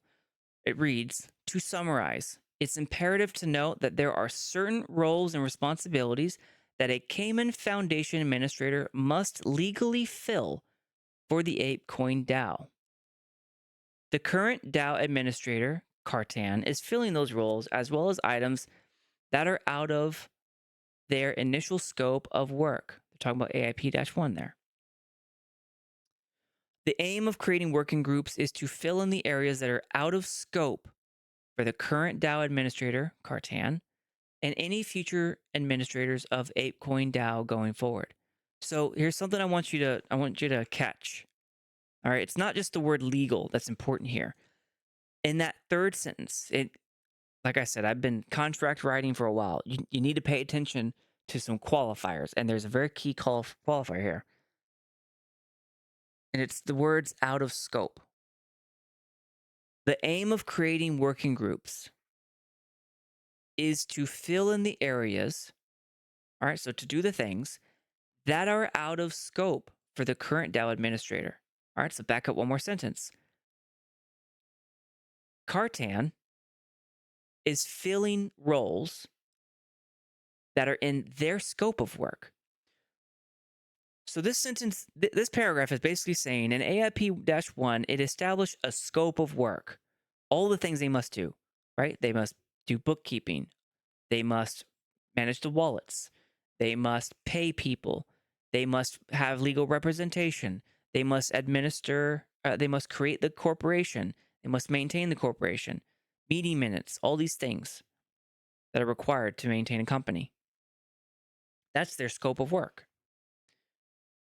What this proposal is doing is to fill in the things that are out of scope of the things that the Cayman Foundation administrator must legally fill. In a simpler phrase, it's saying this right here, we're only talking about things that a Cayman Foundation administrator cannot do. All right, so that to me was the first tell. It was the first tell that said, okay, I need to be reading regulations in the Cayman Islands for how a company is maintained. I need to be reading about the Companies Act and the Foundation Act and the Companies Management Act. There all these things, which I'm going to go over in a future episode for the Sandbox. But for apes, that was the first one. So here's the second phrase. In interim working group functions under 3-month mandate section, paragraph 2, due to the corporate structure of the APE Foundation, it is not legal for Working Group 0 to take on all of the responsibilities of any Cayman Foundation administrator. All right. So do you see the building blocks happening here? This AIP, which was to bring about order to the chaos created through 186 by rejecting Cartan Foundation as the administrator, this AIP is to account for all the things that they can account for in the ApeCoin DAO, legally speaking, without the help of a Cayman Foundation administrator. Okay? So then the obvious question is, what are the duties of the Cayman Foundation administrator that can't be done by anyone but a Cayman Foundation administrator? That's the obvious question right here. And then finally, the third legal remark, which was a forum comment within this post by one of the co-authors, Amplify. He said in the first paragraph, currently the way our DAO is structured is we consist of 3 parts that together form the DAO. We have the Cayman Islands Foundation, which is a legal entity in which Cartan are the administrators.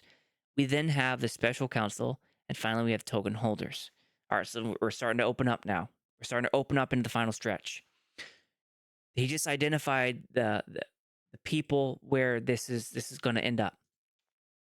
You have Cartan, which is currently the administrator, and come December, become at the end of their contract is no longer. So who is filling the administrator role? We don't know yet. But then the special counsel, what are they doing? And the token holders, what are they doing? They are going to do the things that they are able to do outside of the scope of work that the Cayman administrators that they are legally responsible for doing. All right, so you have 2 different groups, 2 different things happening here. The administrators and what's legally responsible within their scope of work by AIP-1, and then everyone else in the ApeCoin DAO to include the special counsel and the token holders who can do all the things that you can separate out from the legality of managing the Cayman's Island Foundation. So if you're following with me, we're about to get to the end because it's a very, very rapid resolution. So that was AIP 196. All right. What happened after that is that there was an RFP process. There was an RFP process that the Working Group Zero ended up proposing to the world, saying, we request a proposal for a Cayman's Island administrator for the Ape Foundation. So now that you've gone through everything in this episode, all the linkages to what all this means, I think you should be able to understand what this phrase is really saying. There are legal duties that the ApeCoin DAO and its people cannot do that is required to run the ApeCoin DAO via the Ape Foundation. And they are requesting a replacement, submit a bid to replace the Cartan group. Okay? And it's important to note, there are reasons for it. Basically, I think it was because Cartan was too expensive. There was a lot of discussion about why it was so expensive and blah, blah, blah. But Cartan, the rates charged by Cartan, no, hold on. Where's the word precluded?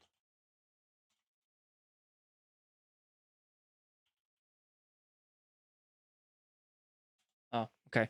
Basically, there's somewhere in the proposal that says Cartan can still vote. So if Cartan had been unsatisfactory, or they had been kicked out for any sort of nefarious reasons, or they whatever, it would have disbarred Cartan from proposing. But that didn't happen. Cartan was allowed to propose, which says that really it's monkey see, monkey get on that one. When the ApeCoin DAO rejected the renewal, it did it at face value for all the reasons that you saw. Too expensive and whatever else. Spoiler alert, Cartan Group did not submit a bid. And so here in the legal section, what was the connection I finally made that made sense. Under the legal part of the request for proposal, it read, facilitate the legal processes with respect to Ape Foundation activities as determined by the director, supervisor, special counsel, including but not limited to vendor contracts, grant due diligence, grant agreements, trademarks. Are you seeing? Do you see now? These are things that Ape Foundation. I'm sorry. These are things that the ApeCoin DAO people, voters, cannot do for itself. You must hire an administrator to do it for you. And then what is this legal section under? There's that word. Scope of project work. The scope of the project work for the new Cayman administrator to replace Cartan is to do all of these things. Oh, by the way, Treasury, right there. Facilitate administration of Treasury, including but not limited to risk mitigation, custodial account management. Custodial means ownership of, like physical possession. So that's Ethereum addresses to hold ApeCoin ENS, ApeCoin NFTs. Gnosis, safe usage. Sales of ApeCoin. But most importantly, well, in regards to what we're talking about here, the operations of things, who is running what and where, is director, supervisor, special counsel. They are running the Ape Foundation. Okay? And that's because it's a foundation company in the Cayman Islands, staffed by people. Used to be Cartan, so that was Brian Tang and his co-founder, Brandon Carano. This was all in the proposal. It's not. It's public. They've done Twitter Spaces and Marcoms, so their names are not hidden. All right. So almost there. The tell for who is running the ApeCoin DAO came in the bid that was submitted by the winning bidder of the RFP. So you have an RFP, or request for proposal, then you have a bid or a proposal. Whether they're not going to call it a proposal because it confuses too much with AIPs. So you have an RFP, then you have a bid for that RFP, right? So the winning bid came from WebSlinger. All right. Shoot. Hold on. Can I open it here? Please let me. Yes. All right, cool. So the winning bid came from WebSlinger. In submission of APE Foundation Cayman Administrator Proposal role. Let's take a look at the executive summary. The APE Foundation's progression toward a decentralized future where the ecosystem is increasingly directed by a broad consortium of stakeholders. Consortium just means group, mostly a group of partners, is an exciting journey, but also a complex one. Why is it complex? Both the responsibilities that must be addressed during this journey, as well as the potential pitfalls, are substantial, meaning a DAO can get sued. What happens when a DAO gets sued? We don't know. It's only been sued once or twice in history, I think. And not every country agrees on how to handle DAOs. Continuing on. And require timely and diligent administration and thoughtful, experienced counsel if the tremendous potential benefits of this journey are to be realized. The WebSlinger team, in conjunction with Crestbridge Cayman Limited, a regulated Cayman service provider, is optimally positioned to assist the ApeCoin community through this journey. Thus, we have introduced two key entities that will replace Cartan by winning the bid. All right. What else was of note here? It was only a 9-page bid. It's pretty short, all things considered. I've had bids in my own contract career that were thousands of pages, literally thousands of pages. Most bids come in a couple hundred pages. It's not uncommon for that, especially when you start getting into large projects. This is over I think, was this 2 years ago? Right, let's take a look. Oh, February, so last year. So I think the market cap of Ape coin at the time was 700 million, right? Started going down. So 700 million dollar proposal, or to run a $700 million project. I would have expected the bid to come in about, I wouldn't have been surprised if the bid had come in about 300 pages. That didn't happen here. Instead, it was 9 pages, pretty succinct and to the point. All right, they talk about their experience, what they want to do, how they're going to fulfill all of the goals and expectations, the steps they're going to take to operationalize the framework. So they're going to transition things, they're going to secure things, they're going to identify processes, they're going to establish things, they're going to retroactively assess things, and they're going to continue to do things. Right? Okay. All right, almost there, almost to the end. They're gonna remain in compliance with local laws being the Cayman Islands, how finance is gonna happen, how they're gonna approach legal, how they're gonna do a daily operations, what they're gonna do with the treasury. And now here you go. The key teammates of the administrators who will replace Cartan, who currently run the Ape Foundation. Person 1, person 2, person 3, person 4, person 5, person 6, and their advisors. This was the bid that was selected last year. This bid was accepted. This entity, and I say entities because it was a partnership, WebSlinger and Crestbridge Cayman Limited.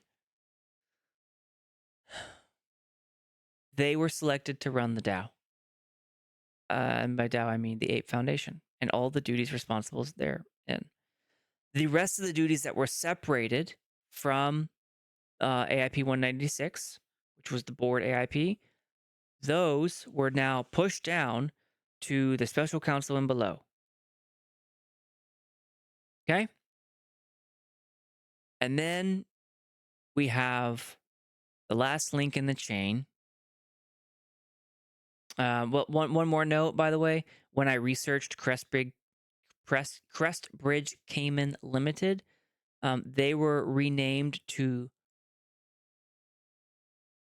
Give me a second. Hold on. Bridgeport, Crest, Bridge something. Hold on. They were renamed to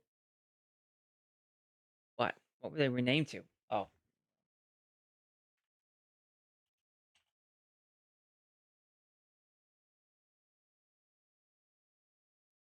Crestbridge.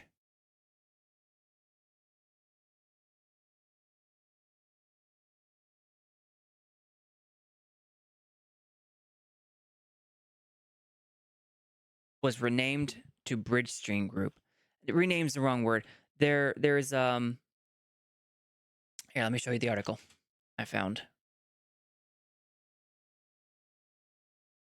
So in the Cayman Compass, so local Cayman news, Crestbridge spins off itself and creates Bridgestream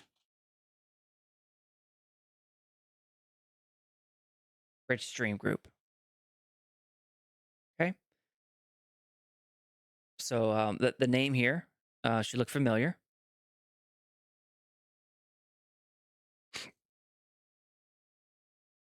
And the website for Bridgestream Group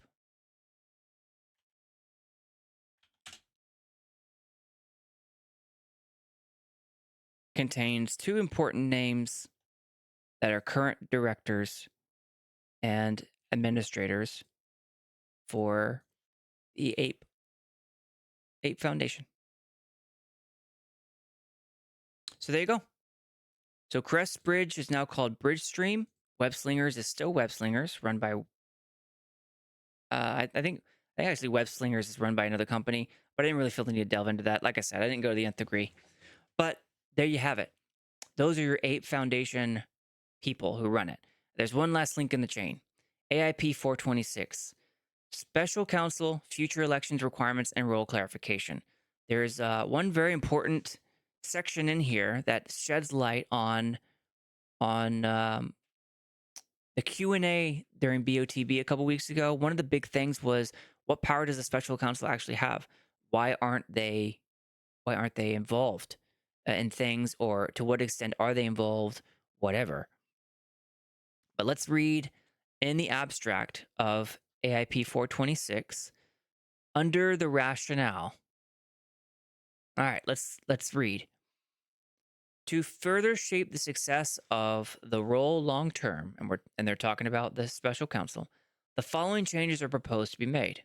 1. Clarify that the special counsel is an advisory board that serves an advisory function with no corporate decision-making power. By now, the importance of that phrase should make itself obvious to you. Corporate decision-making power.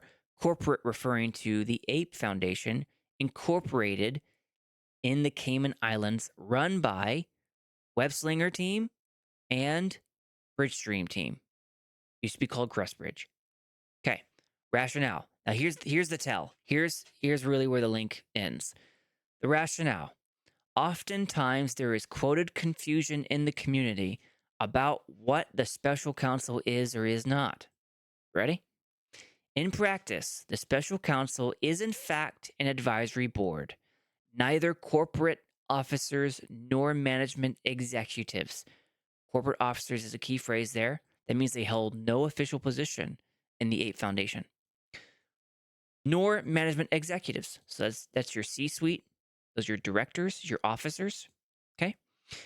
and they should not be viewed as such. The advisory board should also not be misconstrued as the board of directors of the Ape Foundation, and there's the nail in the coffin. The special counsel is an advisory board, meaning they have no legal authority to run the Ape Foundation. And I'm going to go into why that is. It's actually the reason why that is buried in the Cayman's Foundations Company Act and the Company Act. So there's two different legal bodies at play there. It basically says that in order for you to run certain parts of a Cayman's Island company, you have to be properly licensed by the central board called SEMA. But it's a board within the Cayman Islands that issues licenses. All right. You have to be licensed by a company to do certain roles and responsibilities in a Cayman Island company, mostly secretarial positions, but those secretarial positions are very important in the record keeping and disclosure of who is doing what, where in the company. Okay. So that requirement requires that you have people be intricately involved in the legality and all all that stuff in Cayman Islands. I didn't find any references that require that they be of Caymanian, a citizen of Cayman Islands to get a license.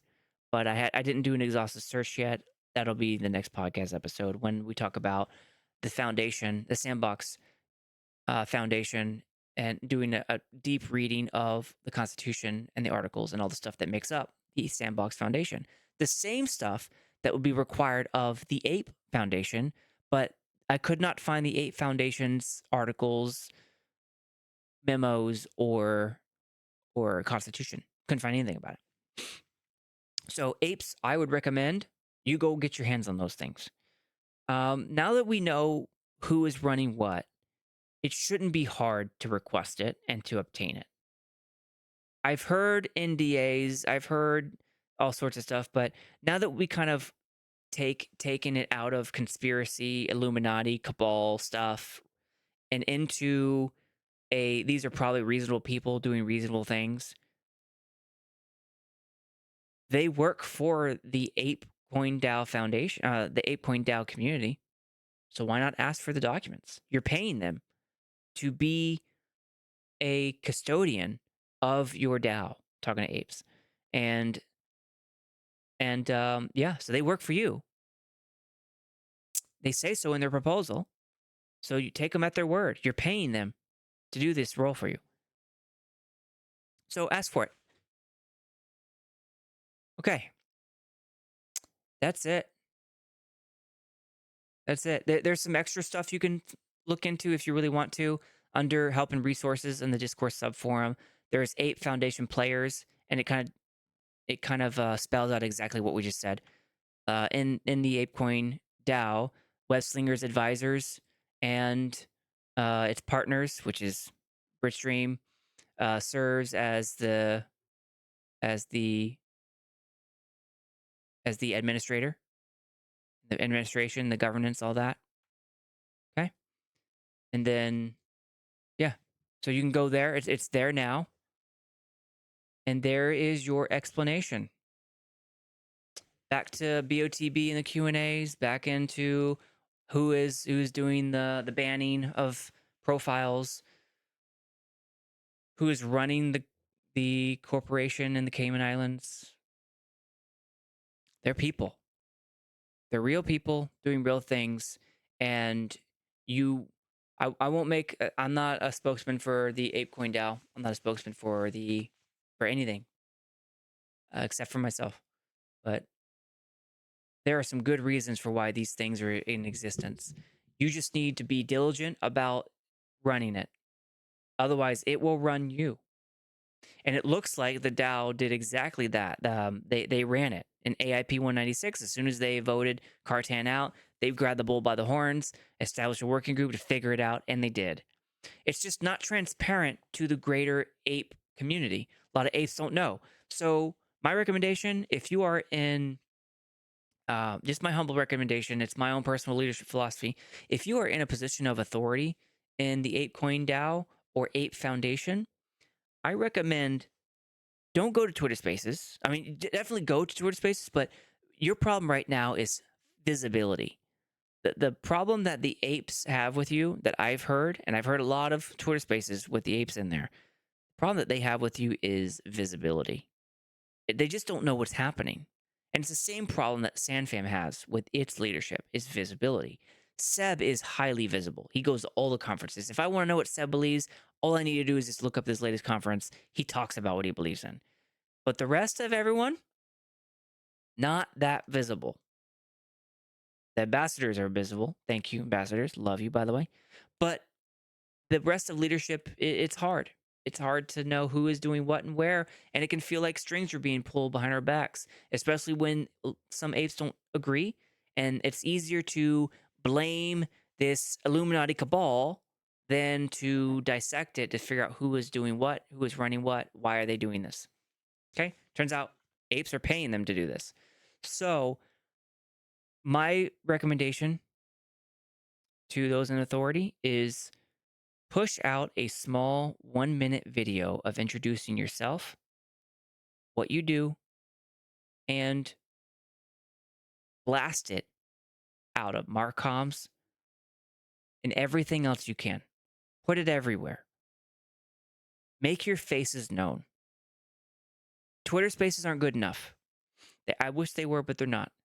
Not many people hit the recording. Not as many people as you need to get out of this negative public relations circumstance. You need to blast things far and wide that you exist, you are who you are, and I think you'll see a lot of negativity go away. It might be replaced by people who criticize what you do, your qualifications, or whatever, but that's part of what it means to be a leader. You have to own the fact that you're where it ends. You are the leadership, not me. When I run for special counsel in the Sandbox DAO, if I am elected, I will own that responsibility as well.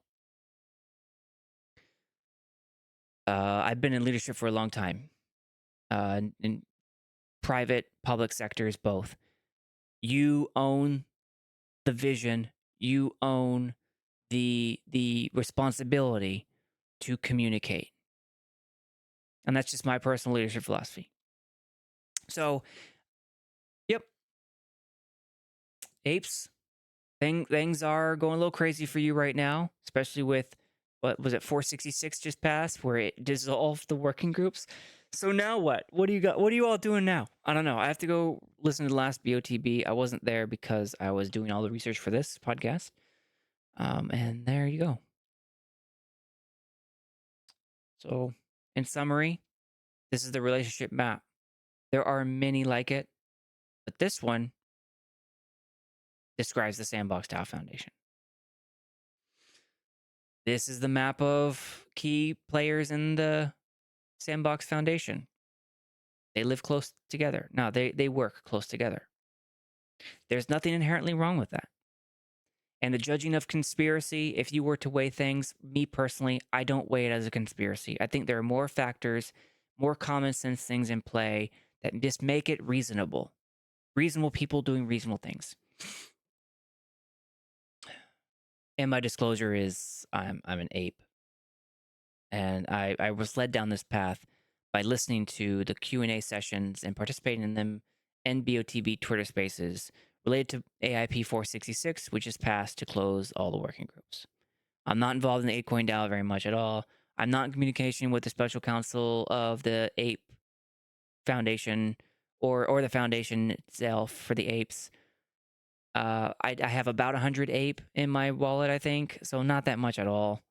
I'm a bull, I'm a bear, I'm a mocha, most importantly, I'm SandFam. There you have it. I'm going to be doing a lot of more episodes. This has spurred a whole thing. I've had to separate it because we're now running up on 3 hours. So this was huge and long. But you know what? It was needed.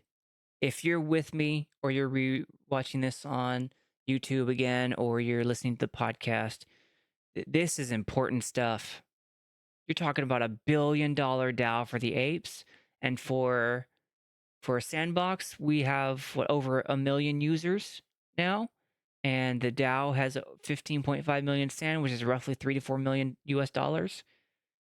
This is some important stuff. So we need to be masters of our own fate here.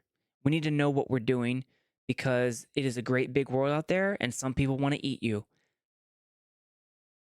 There's a saying that I say all the time. It was said to me once, and I say it now.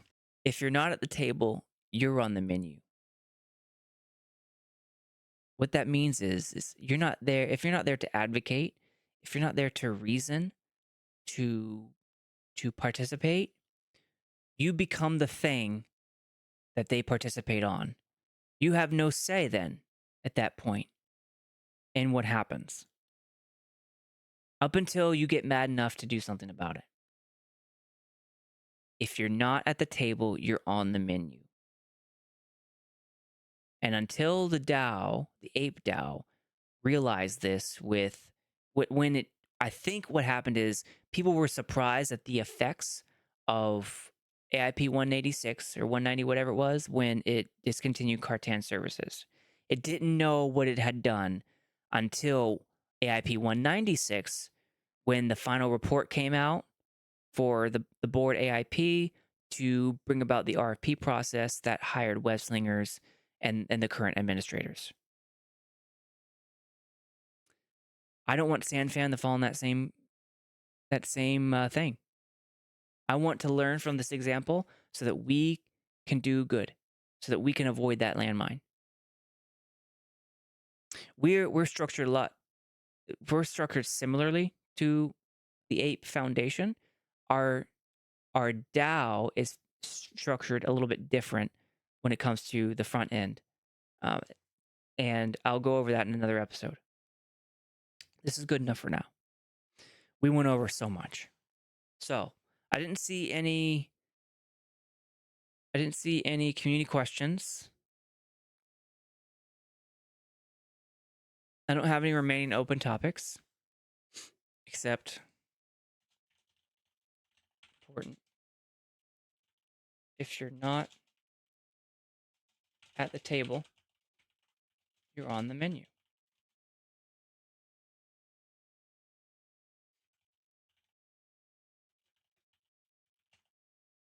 I can't tell you just how much I've learned in all of this. Holy smokes. I cannot believe the depths at which this goes. And I learned a lot about business that I didn't even know that I needed to know until then. So I had so much fun. And Sebga says, we're here to make it. I really start to think we need to have sub-DAO. The DAO is so big, it's heavy. Yeah, you're right. There are sub-DAOs already, though. If you go to Whale DAO, which is the whale members of the Sandbox of SandFam, they own 1,600 lands. If you go to Mocha DAO, they are the Mocha members of the Mochaverse. They hold, as a collective, a lot. I don't know how many, probably thousands of lands. There's BOTB DAO. They have a plot of land, I think a 6x6. There's all sorts of sub DAOs. Seb has a DAO, a sub DAO, which has Sebcoin, and he votes on the SIPs based on how his sub DAO votes. We're already there. In fact, I need to make a note to ensure that I include that in the DAO ecosystem for us. Sub DAOs. Thank you, Sebga. I really appreciate that. Sub DAO. Talk about Whale DAO, Mocha DAO, BOTB DAO, Seb's DAO. Man, that's such a good graphic too. I can't wait to put that one out there. Cool. I haven't constructed yet, but I will. All right. Open topics. We're done with that. Be masters of your own fate. And if you're not at the table, you're on the menu. Don't be on the menu. Okay, Sandbox Spaces. Discord. Hashtag DAO discussion. In that, there's a channel for that. That's where I post stuff. I talk in there. I look at that pretty frequently. The DAO forums. I look at that all the time. If you want to be involved in the Sandbox DAO, go there. And Twitter, hashtag the SandFam, hashtag the Sandbox DAO, hashtag the Sandbox Game. Follow the Sandbox DAO account. Follow my account at Mr. Lanzer. And then YouTube, the Sandbox DAO has its own YouTube channel. Subscribe. It's at the Sandbox DAO. And then my YouTube channel at Lanzer YT, which is YouTube. And it is where I host the SandDAO podcast. For Sandbox Spaces, go to Mochaverse Hall on Mondays. Right now it's at 9 p.m. Eastern, 3 a.m. Central CEST. If you're Bulls on the Block, or if you want to go in Bulls on the Block, great intersection space for DAO, ApeCoin DAO, and the Sandbox DAO. Bulls on the Block is Saturdays at 10 a.m. Eastern. Coffee with Captain is a great place to go to keep up with the ApeCoin DAO. Also, there's some crosses between our Arbitrum and some other things. They do talk about Sandbox every once in a while. So that's Monday through Friday at 8 a.m. Eastern. And then Whale Members has the Natively Digital. They are one of the largest landowners in all of SandFam. They have their Natively Digital Twitter space on Tuesdays at 6 p.m. Eastern. And SandFam Cafe is a monthly podcast put on by Pickaxe Master. And there's different topics. It's the topic of the month for them. Okay. We have reached the end. That was an excessively long podcast, but I think you'll agree it was time. It was time for us to have that talk. I wasn't expecting to have this talk 2 weeks ago. It wasn't until we hit that Q&A when it all became apparent to me that we need to be figuring this out in a hurry. I view the Sandbox DAO and the Sandbox Admin Team and the Foundation a lot more favorably now. I don't see it as suspiciously as I used to. So I'll still be critical of some things. I have no doubt. Admin Team, that I'm still going to be somewhat critical of some things. But you're going to see a lot less intensity. Cyril has been answering my questions in the forum. The new communications manager, Kunta, gave a great introduction and his approach, and I love it. Absolutely love the approach that he's going to take on this. And he's been answering questions. I feel a lot more confident about the way forward. I feel less suspicious about what happened before. I'm good. I'm not there yet, but I'm pretty good with what I'm seeing now. I understand, even if I don't agree with everything. I don't have to. There's a famous quote by one of a former U.S. president, Teddy Roosevelt. The benefit of the doubt goes to the person in the ring getting dirt on their face, doing the job. The current DAO administrator is in the ring doing the job, dirt on his face. The DAO admin team is in the ring getting dirt on their face. You can sit here, I can sit here all day long on my nice little podcast and criticize all day long what they've been doing. Criticize this and criticize that, and you should have done this better, and blah, blah, blah. At some point, having been a business person myself, having been a CEO and a president of a company myself, the people who are responsible for making it happen, they get the blame and they get the praise.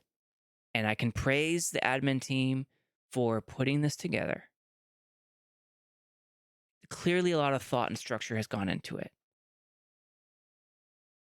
And I can pick at them not including the community, even though it's supposed to be a DAO by the community. Okay. I feel a lot more satisfied about it. I feel happier now. So now that we reached this point, I think it's on us to figure out what we want to do about it all. We're on a path of progressive decentralization. Kunta has made a point that he's going to relay to the community what that means. The DAO Medium article explained that it is very interested in doing that. So I have no doubt that in the near future, Kunta and the DAO admin team will see that process play out. I didn't expect to be here, though, feeling the way I do about it. I feel much better about it all. And 2 weeks ago, I was still pissed about it, just like everybody else was. I was feeling resentful and angry and bitter, and I was trying to keep calm and collected so that we can focus on the problem and not focus on personalities and all that sort of stuff and bitterness. No, focus on solutions. And the knowledge of what we were to figure out in this podcast presents to us a solution, the opportunity for a solution, and one that can be acceptable by most stakeholders and parties, and not just a let's burn it down to the ground and restart. I don't think we need to. Maybe some tweaks are needed, maybe, but we'll do this together as SandFam, and I feel very very strongly about that. That's all I got, everyone. That's all I got. I'm going to raid. Let's see who is on. Let's see who is in Sandbox. The Sandbox. And escape room artist and Sura Ashley. All right, escape room. Love escape room artist. We're gonna raid escape room.